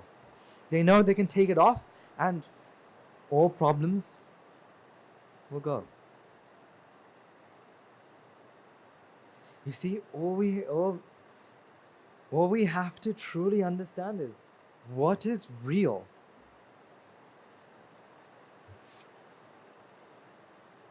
Now, last week, I gave homework. Right? Remember? Who? Why? And? How? If you are able to practice, this is seeing reality as it is. Now, the biggest misconception, right, that people get about practicing the path is, Guru Handru, or, Amadasanai Handru, or Doranganai Handru, they're probably sitting on their chairs and like contemplating about the universe and having this connection with the universe, which gives them answers to everything. We have this feeling that that's what happens, that they have that they sit down and they're thinking about, okay, the karmic energy turns into this, and it's probably something to do with the abhidhamma of the mind, or the Vattapana and the Javana, and there's something here. And we have this idea that they're thinking of something so deep, so profound. However, if you were to ask them, Sarnanza, what are you thinking about this moment? Who's eating? How am I eating? For what am I eating? Who's eating? How am I eating? How is eating happening? And why? Where is Vattapani? Right? Where is this javanas? Where are they? No, they do. The thing is, they are consistent. That's the difference. They are consistent. They take the one thing and they put it to absolutely everything they possibly can.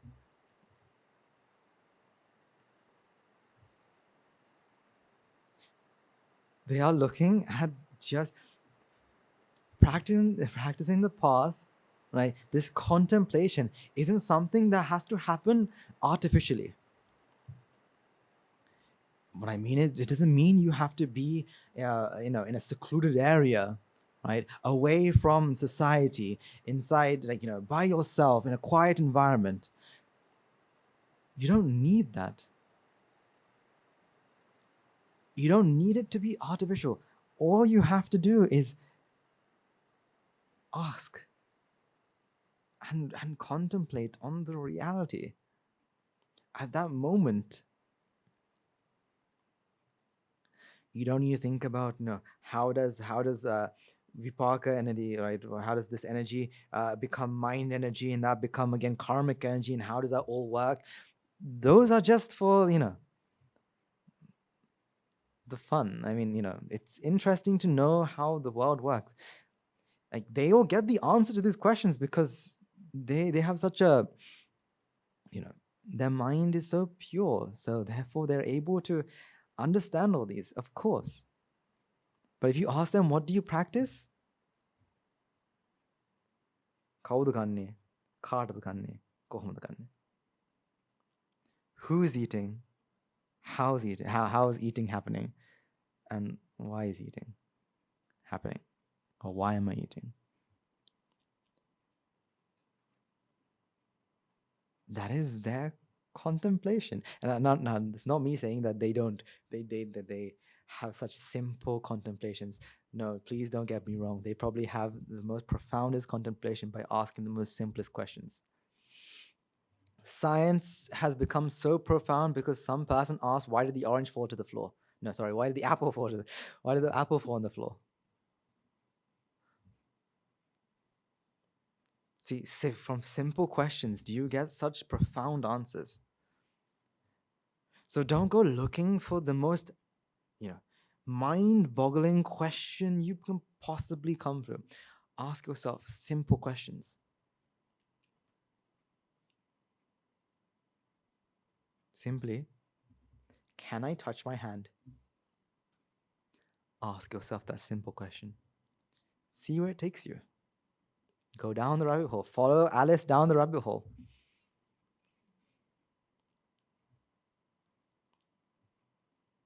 See, or just ask yourself these simple questions, because the mind likes complex stuff, right? The mind loves complex stuff, but the mind also hates it. Imagine instead of Guru Hamdar talking about Dhamma very simply, he says the mind starts off like this and then goes like, and tells you all the nitty gritty parts of the mind. It's all exciting and you'll be like, wow, such amazingness. However, at the end of the day, you'll be thinking, okay, how do I contemplate on this? What am I supposed to do? That's why you see, everything is connected. That's why people say, when you're supposed to do something really big, a really big activity or a really big event, what do they tell you to do? Break it up into small, bite-sized chunks. And do that. Just do that. That's all you have to do. Then you get the work done. Like that. Just ask yourself the simplest questions. Who's eating? Why is eating, or why is eating happening? And how? It's not about how profound or how much you know. It's about how deep you go. And deepness will only come if you do it consistently. I can tell you that my teachers do it so consistently. You should come to one of my guru homeworks. When I go and ask a question, they give me the same answer. Because why? Because that's the only answer. Because there's no other answer. Okay. My teacher tells me, anicca, dukkha, anatta. What else does he need to tell me? He tells me, anicca, dukkha, anatta. So I answer, I face this problem, anicca, dukkha, anatta. I face that problem, anicca, dukkha, anatta. This happened, anicca, dukkha, anatta. And there is no other answer. Everything else is what?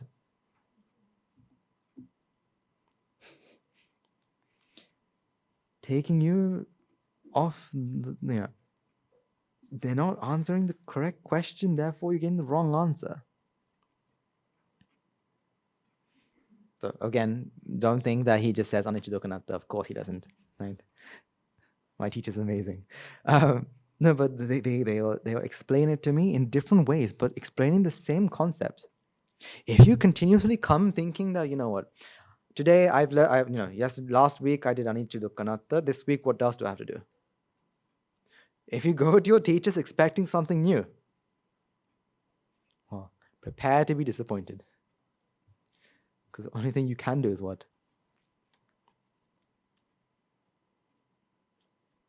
So if you were to practice this 15 times, you would now have come to this because you had to do at least 2 a day. Except one day you had to do 3 because it's 15. If you have done that, now you have a sense of consistency because you've done it twice a day. If you do it for 2 weeks, it becomes a habit. But, it's your choice. See, don't ask yourselves, when you're contemplating, just ask yourself these simple questions. Who, why, and how? And don't ask yourselves any others, these magnificent questions. Oh, what is this? What is that? Just ask yourself who, why, and how. And using these 3 questions, you will come to, seeing about, what Guru Hamdru is like trying to. Because if you look at who, why, and how, you get to the teachings that your teachers have taught you. You'll get there. You'll understand that as well. But you need to ask yourselves continuously, whenever you possibly can, who, why, and how. Now, does that mean you should only do this, 2 hours a day? No, 3 hours a day. That's a good number, right? No, working is 8 hours a day, right? So you should practice 8 hours a day. No, this isn't something that should be time bound. Not only because time is an illusion, but it's because this is something you can do no matter what. You're talking to someone. Can't you also think, who am I talking to? Am I talking to my teacher here? Am I talking to my student here? Am I talking to my fellow Sita Shravika who I see here? Who am I talking to? Or you can ask yourself, how is talking happening? Or how am I talking? Even better question, how am I talking? Can I talk?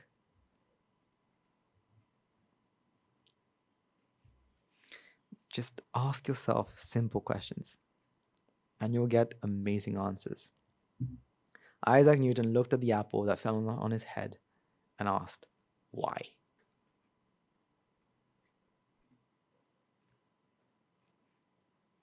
So Isaac and someone else Thomas Young looked at color and asked, why? Robert Brown looked at pollen that was dancing and asked, why? Ask yourselves, who, why, and how.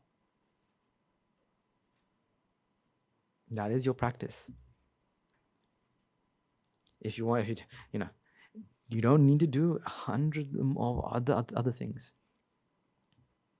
Just ask yourself these 3 things. Who, why, and how. Who, why, and how. Who, why, and how.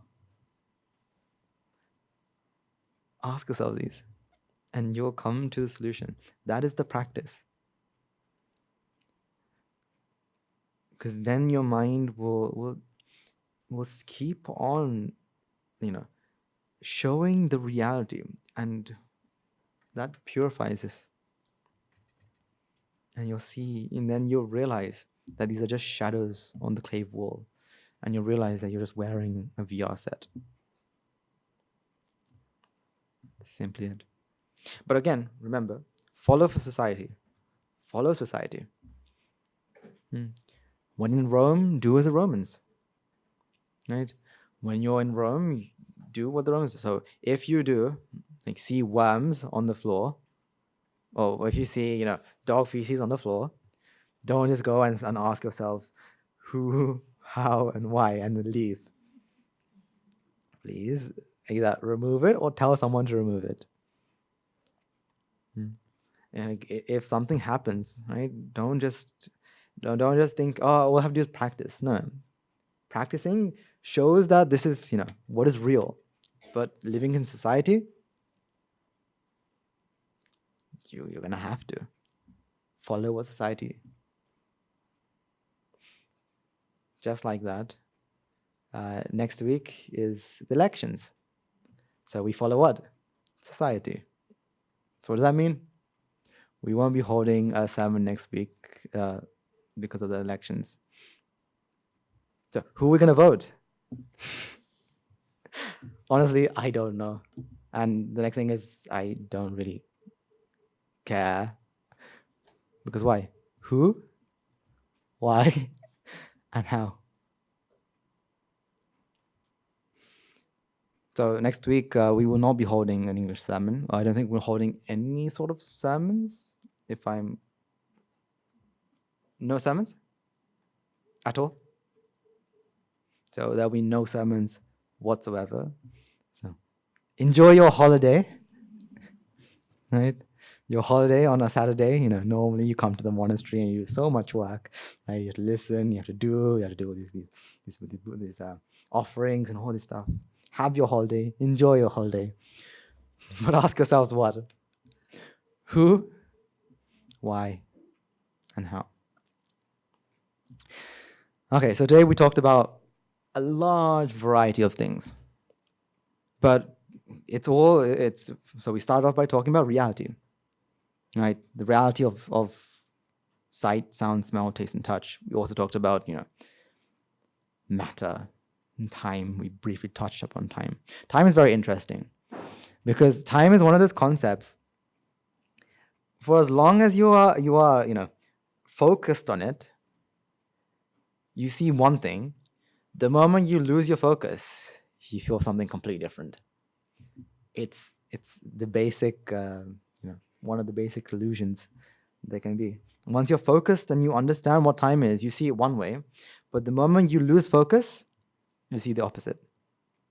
So again, we talked about time. We talked about what science, how science talks about reality and what reality truly is. And we talked about VR, right? So if you ever see someone scream, right, tell them to take off their VR in a very nice way. And yes, we talked about worms. Right? So hopefully you can no longer disgusted by these worms because what's wrong with white, pink, and wateriness?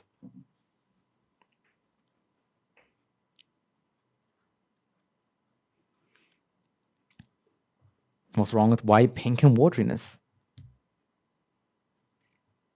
Nothing, right? That's the thing. And I have one more thing to say, and that is I would like to actually thank all of our Sila Shravikas, Shravikas, and Yanagarikas, Anagarikas, and all of them. For what? What am I thanking for? So 3 months ago, my mother had come to visit Sri Lanka and spend time at the monastery. She was planning to stay for just a month, right? She was going to come, stay, and then go. But something changed. She went crazy, right? Absolutely crazy. She decided, month is not going to be enough. I want 3 months. And I want to thank you because I got to talk to her every week. And so I get to, unlike my other mothers and other fathers, I don't get to talk to very often. Like only now do I get to talk to you guys, right? But normally I don't get to talk to lots of other people. So I'm bound by responsibility to talk to my own mother. And she tells me stories of what had happened and what has not happened and how she changed. Now, there was only there are two things I have to thank. And number one, that's her association. She went from someone who a very worldly person to a completely changed individual. All thanks to who? To all of you. Whether you knew she was there or whether you did not know she was there, it doesn't matter, because your association was essential. And again, the Dhamma, that came from who? You all. Which made me understand which made me realize and want to tell anyone and everyone, if you truly want to understand what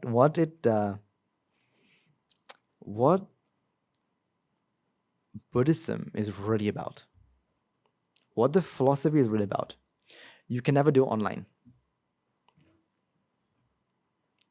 You have to be here in person associating all of you. Without your associations,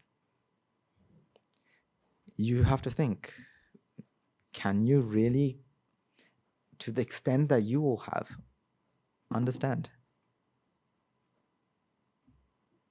Because yes, she's listened to sermons before, right? Of course, I made sure she listened to sermons. But the change only happened because of what? Association with what? The Mahasangha. Bhikkhu, bhikkhuni, upasakas, upasikas. So yeah.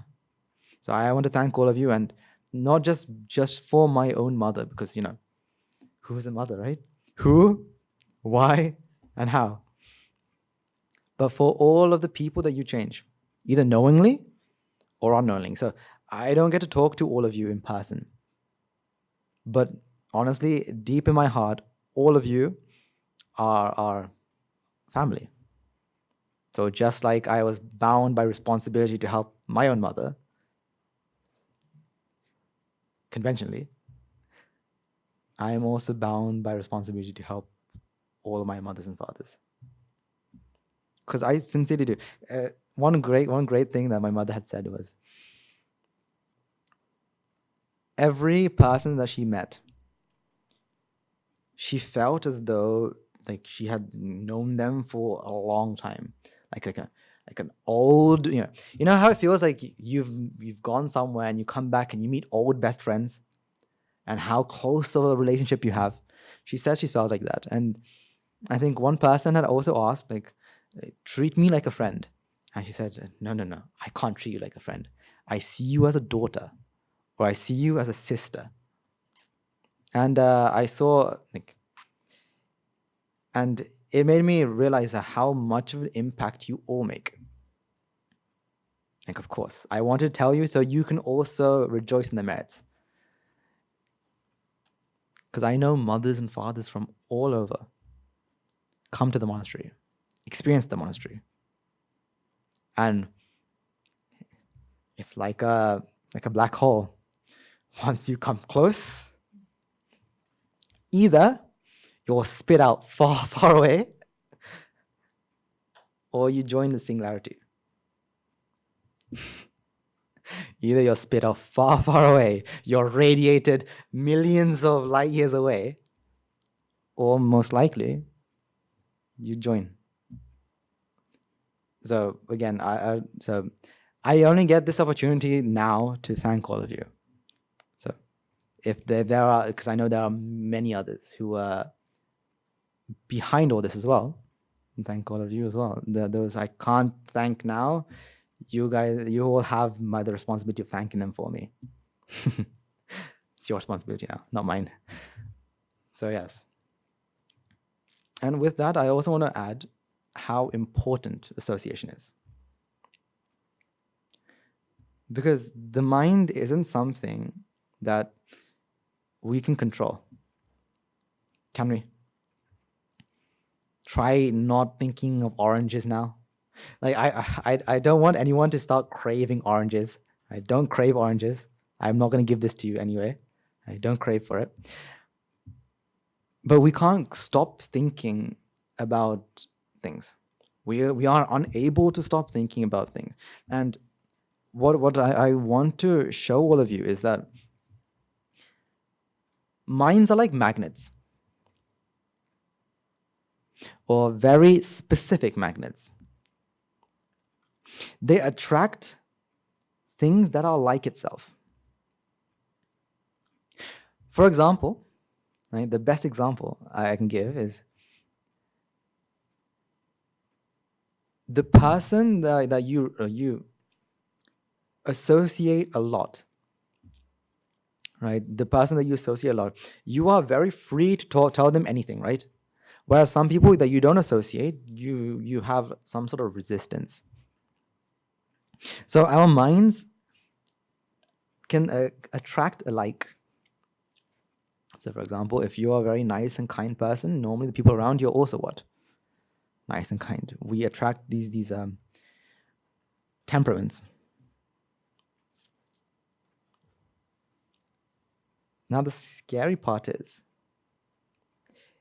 if your temperament with the person you associate was to change, so it's like having a North Pole and North Pole together, you will now repel.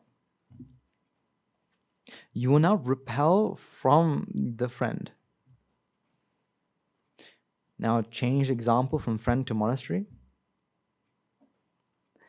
The monastery is a magnet. The people who are listening, if their mind becomes magnetized, they can't stop themselves from coming. However, when a mind changes to a different temperament, they will repel. So when you see it like that, now you really understand that the mind and even the monastery itself is what? Cause and effect. For as long as temperaments come together, right, the mental qualities come together, the mental virtues come together, we're bonded. But once they change, repel. And that's the thing.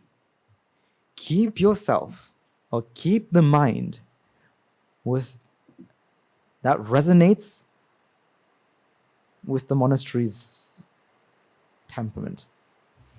If you do, you're forever, well, forever meaning the Mahasangha will always be there for you. But once your temperament changes, now no matter how hard people try, temperament, we can't stop. So you all understand the importance of noble association. You all, by now, because you've had many, you yourselves, the people in front of me have experienced it, have experienced the value of noble association. And you know how beneficial it is for your liberation. So make sure your temperament is the same as the monastery. For example, the moment, say, so for example, everyone in the monastery is practicing their path.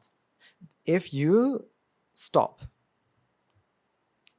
and you procrastinate, and you're like, not today, tomorrow, what will happen is your mind's magnet will change poles, so ever so slowly.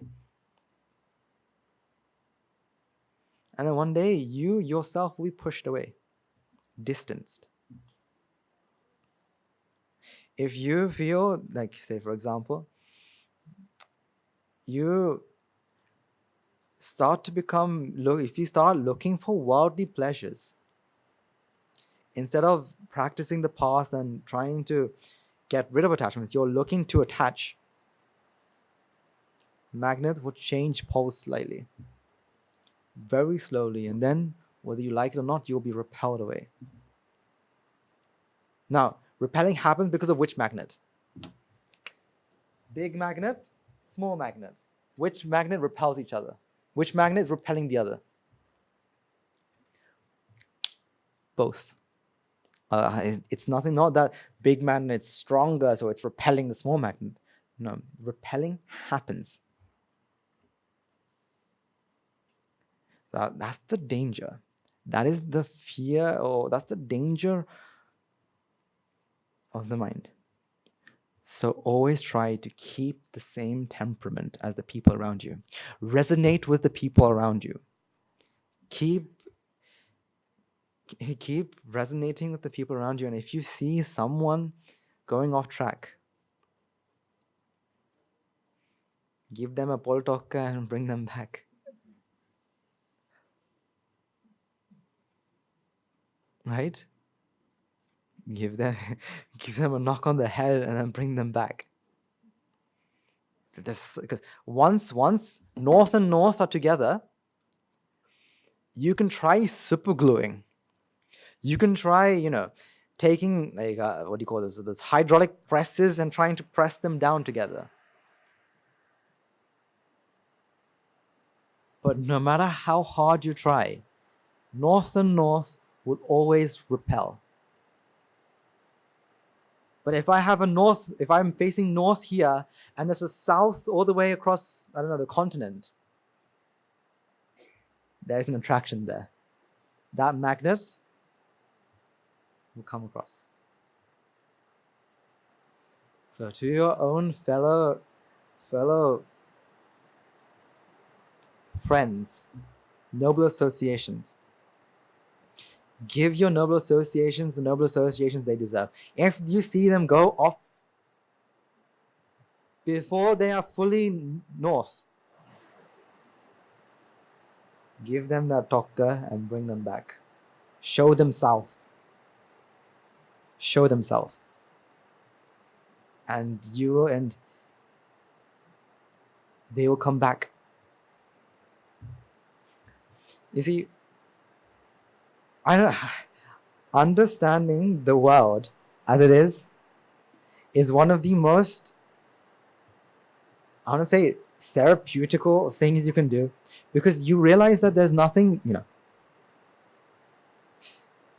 causes come together and the effect manifests. What do I have to do?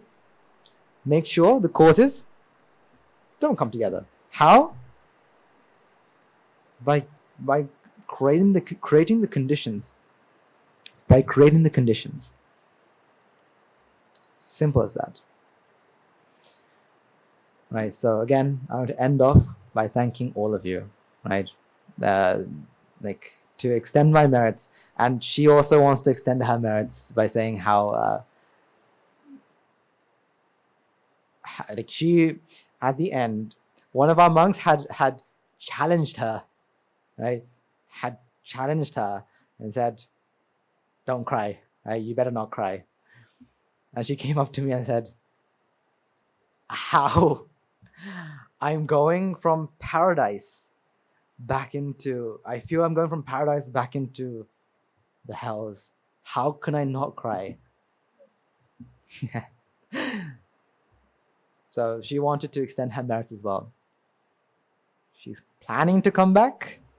If courses align, it will happen, but we'll see how it works. So again, thank you all for everything that you do. Right. That brings us to the end of today's sermon. Do we have any questions before we conclude?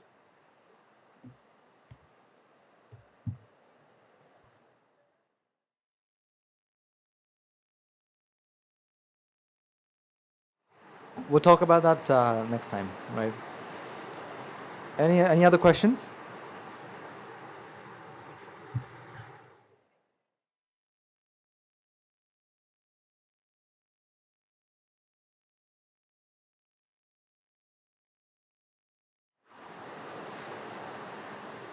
Okay, so I'll answer these two questions next time, right? Because we are running out of time.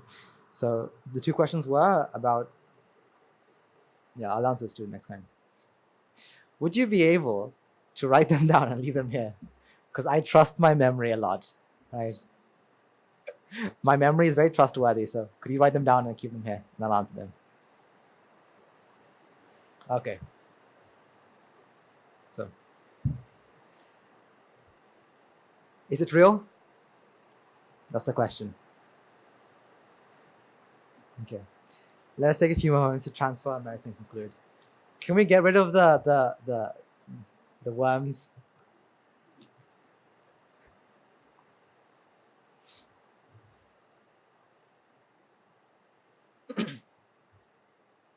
Okay. Let's take a few moments to transfer all the merits required by making offerings to the infinite virtues of the Noble Triple Gem, chanting Pirits, Listen Dharma, engaging in various meritorious deeds today. So, first and foremost, let's remind ourselves how incredibly fortunate we are to be in receipt of Lord Buddha's teachings. And with immense gratitude, let's transfer the message to Bhikshu Bhikshunis, Upasakas, who since time immemorial protect and preserve the sublime teaching of the Buddha and pass it down to a generation of the noble lineage in the form of the Tripitaka, which is thankfully available to us today to study, to understand, to comprehend the Dhamma.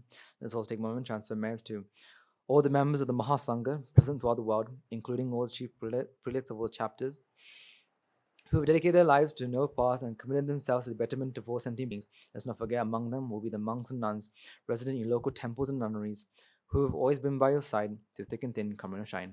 Let's also take a moment to transfer merits to Guru Sannanse, as well as other monks resident at the monastery, as well as the Anagarikas attached to the monastery.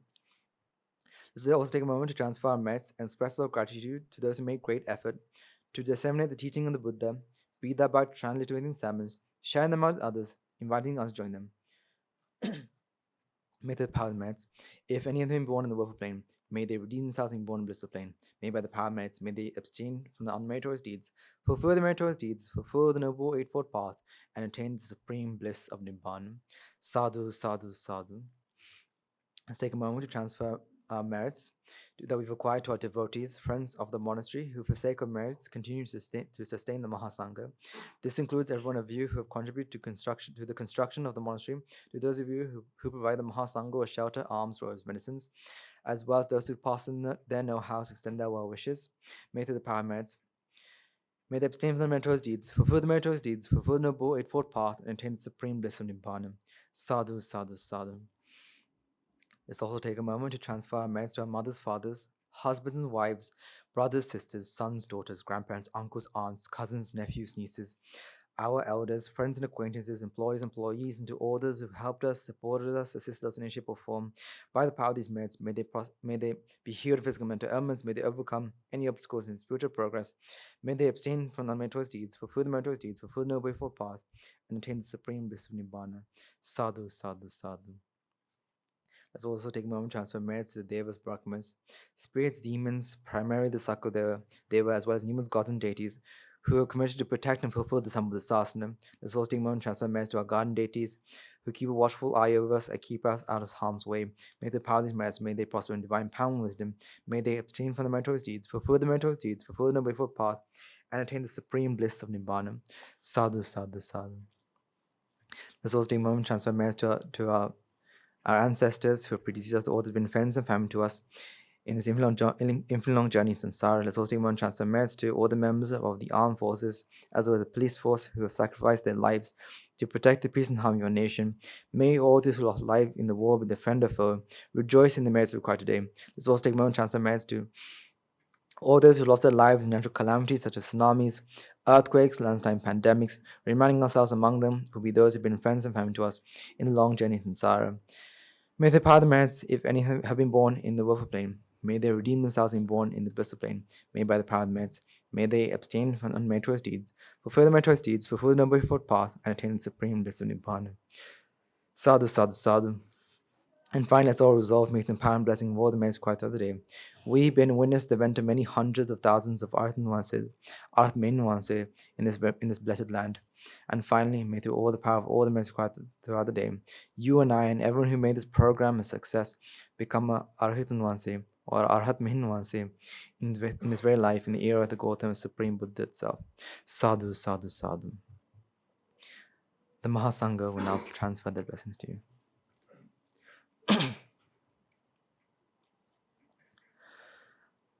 Ragaginnen mitetva Dveshaginnen mitetva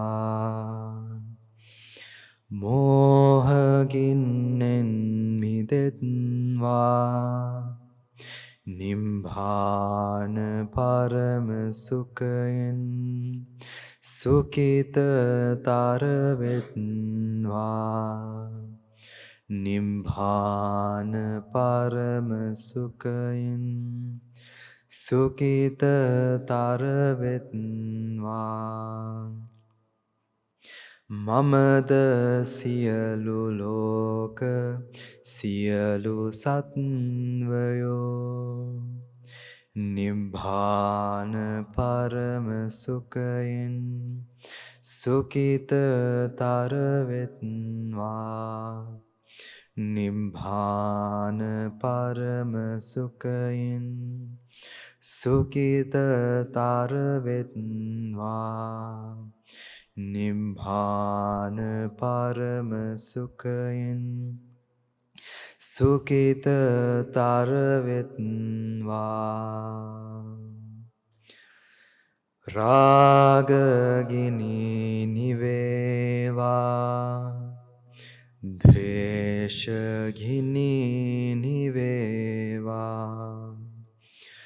මෝහගිනි නිවේවා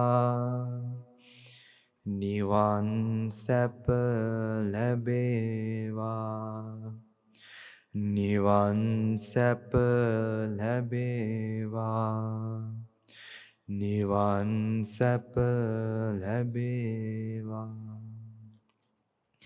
තුන්වන්ගේ සූසි අනන්ත මහා ගුණ බැලෙන් සියලු ලෝක සියලු සත්වයෝම නිබ්බාන පරම සුඛින් සුඛතර වෙත්වා සාදු සාදු සාදු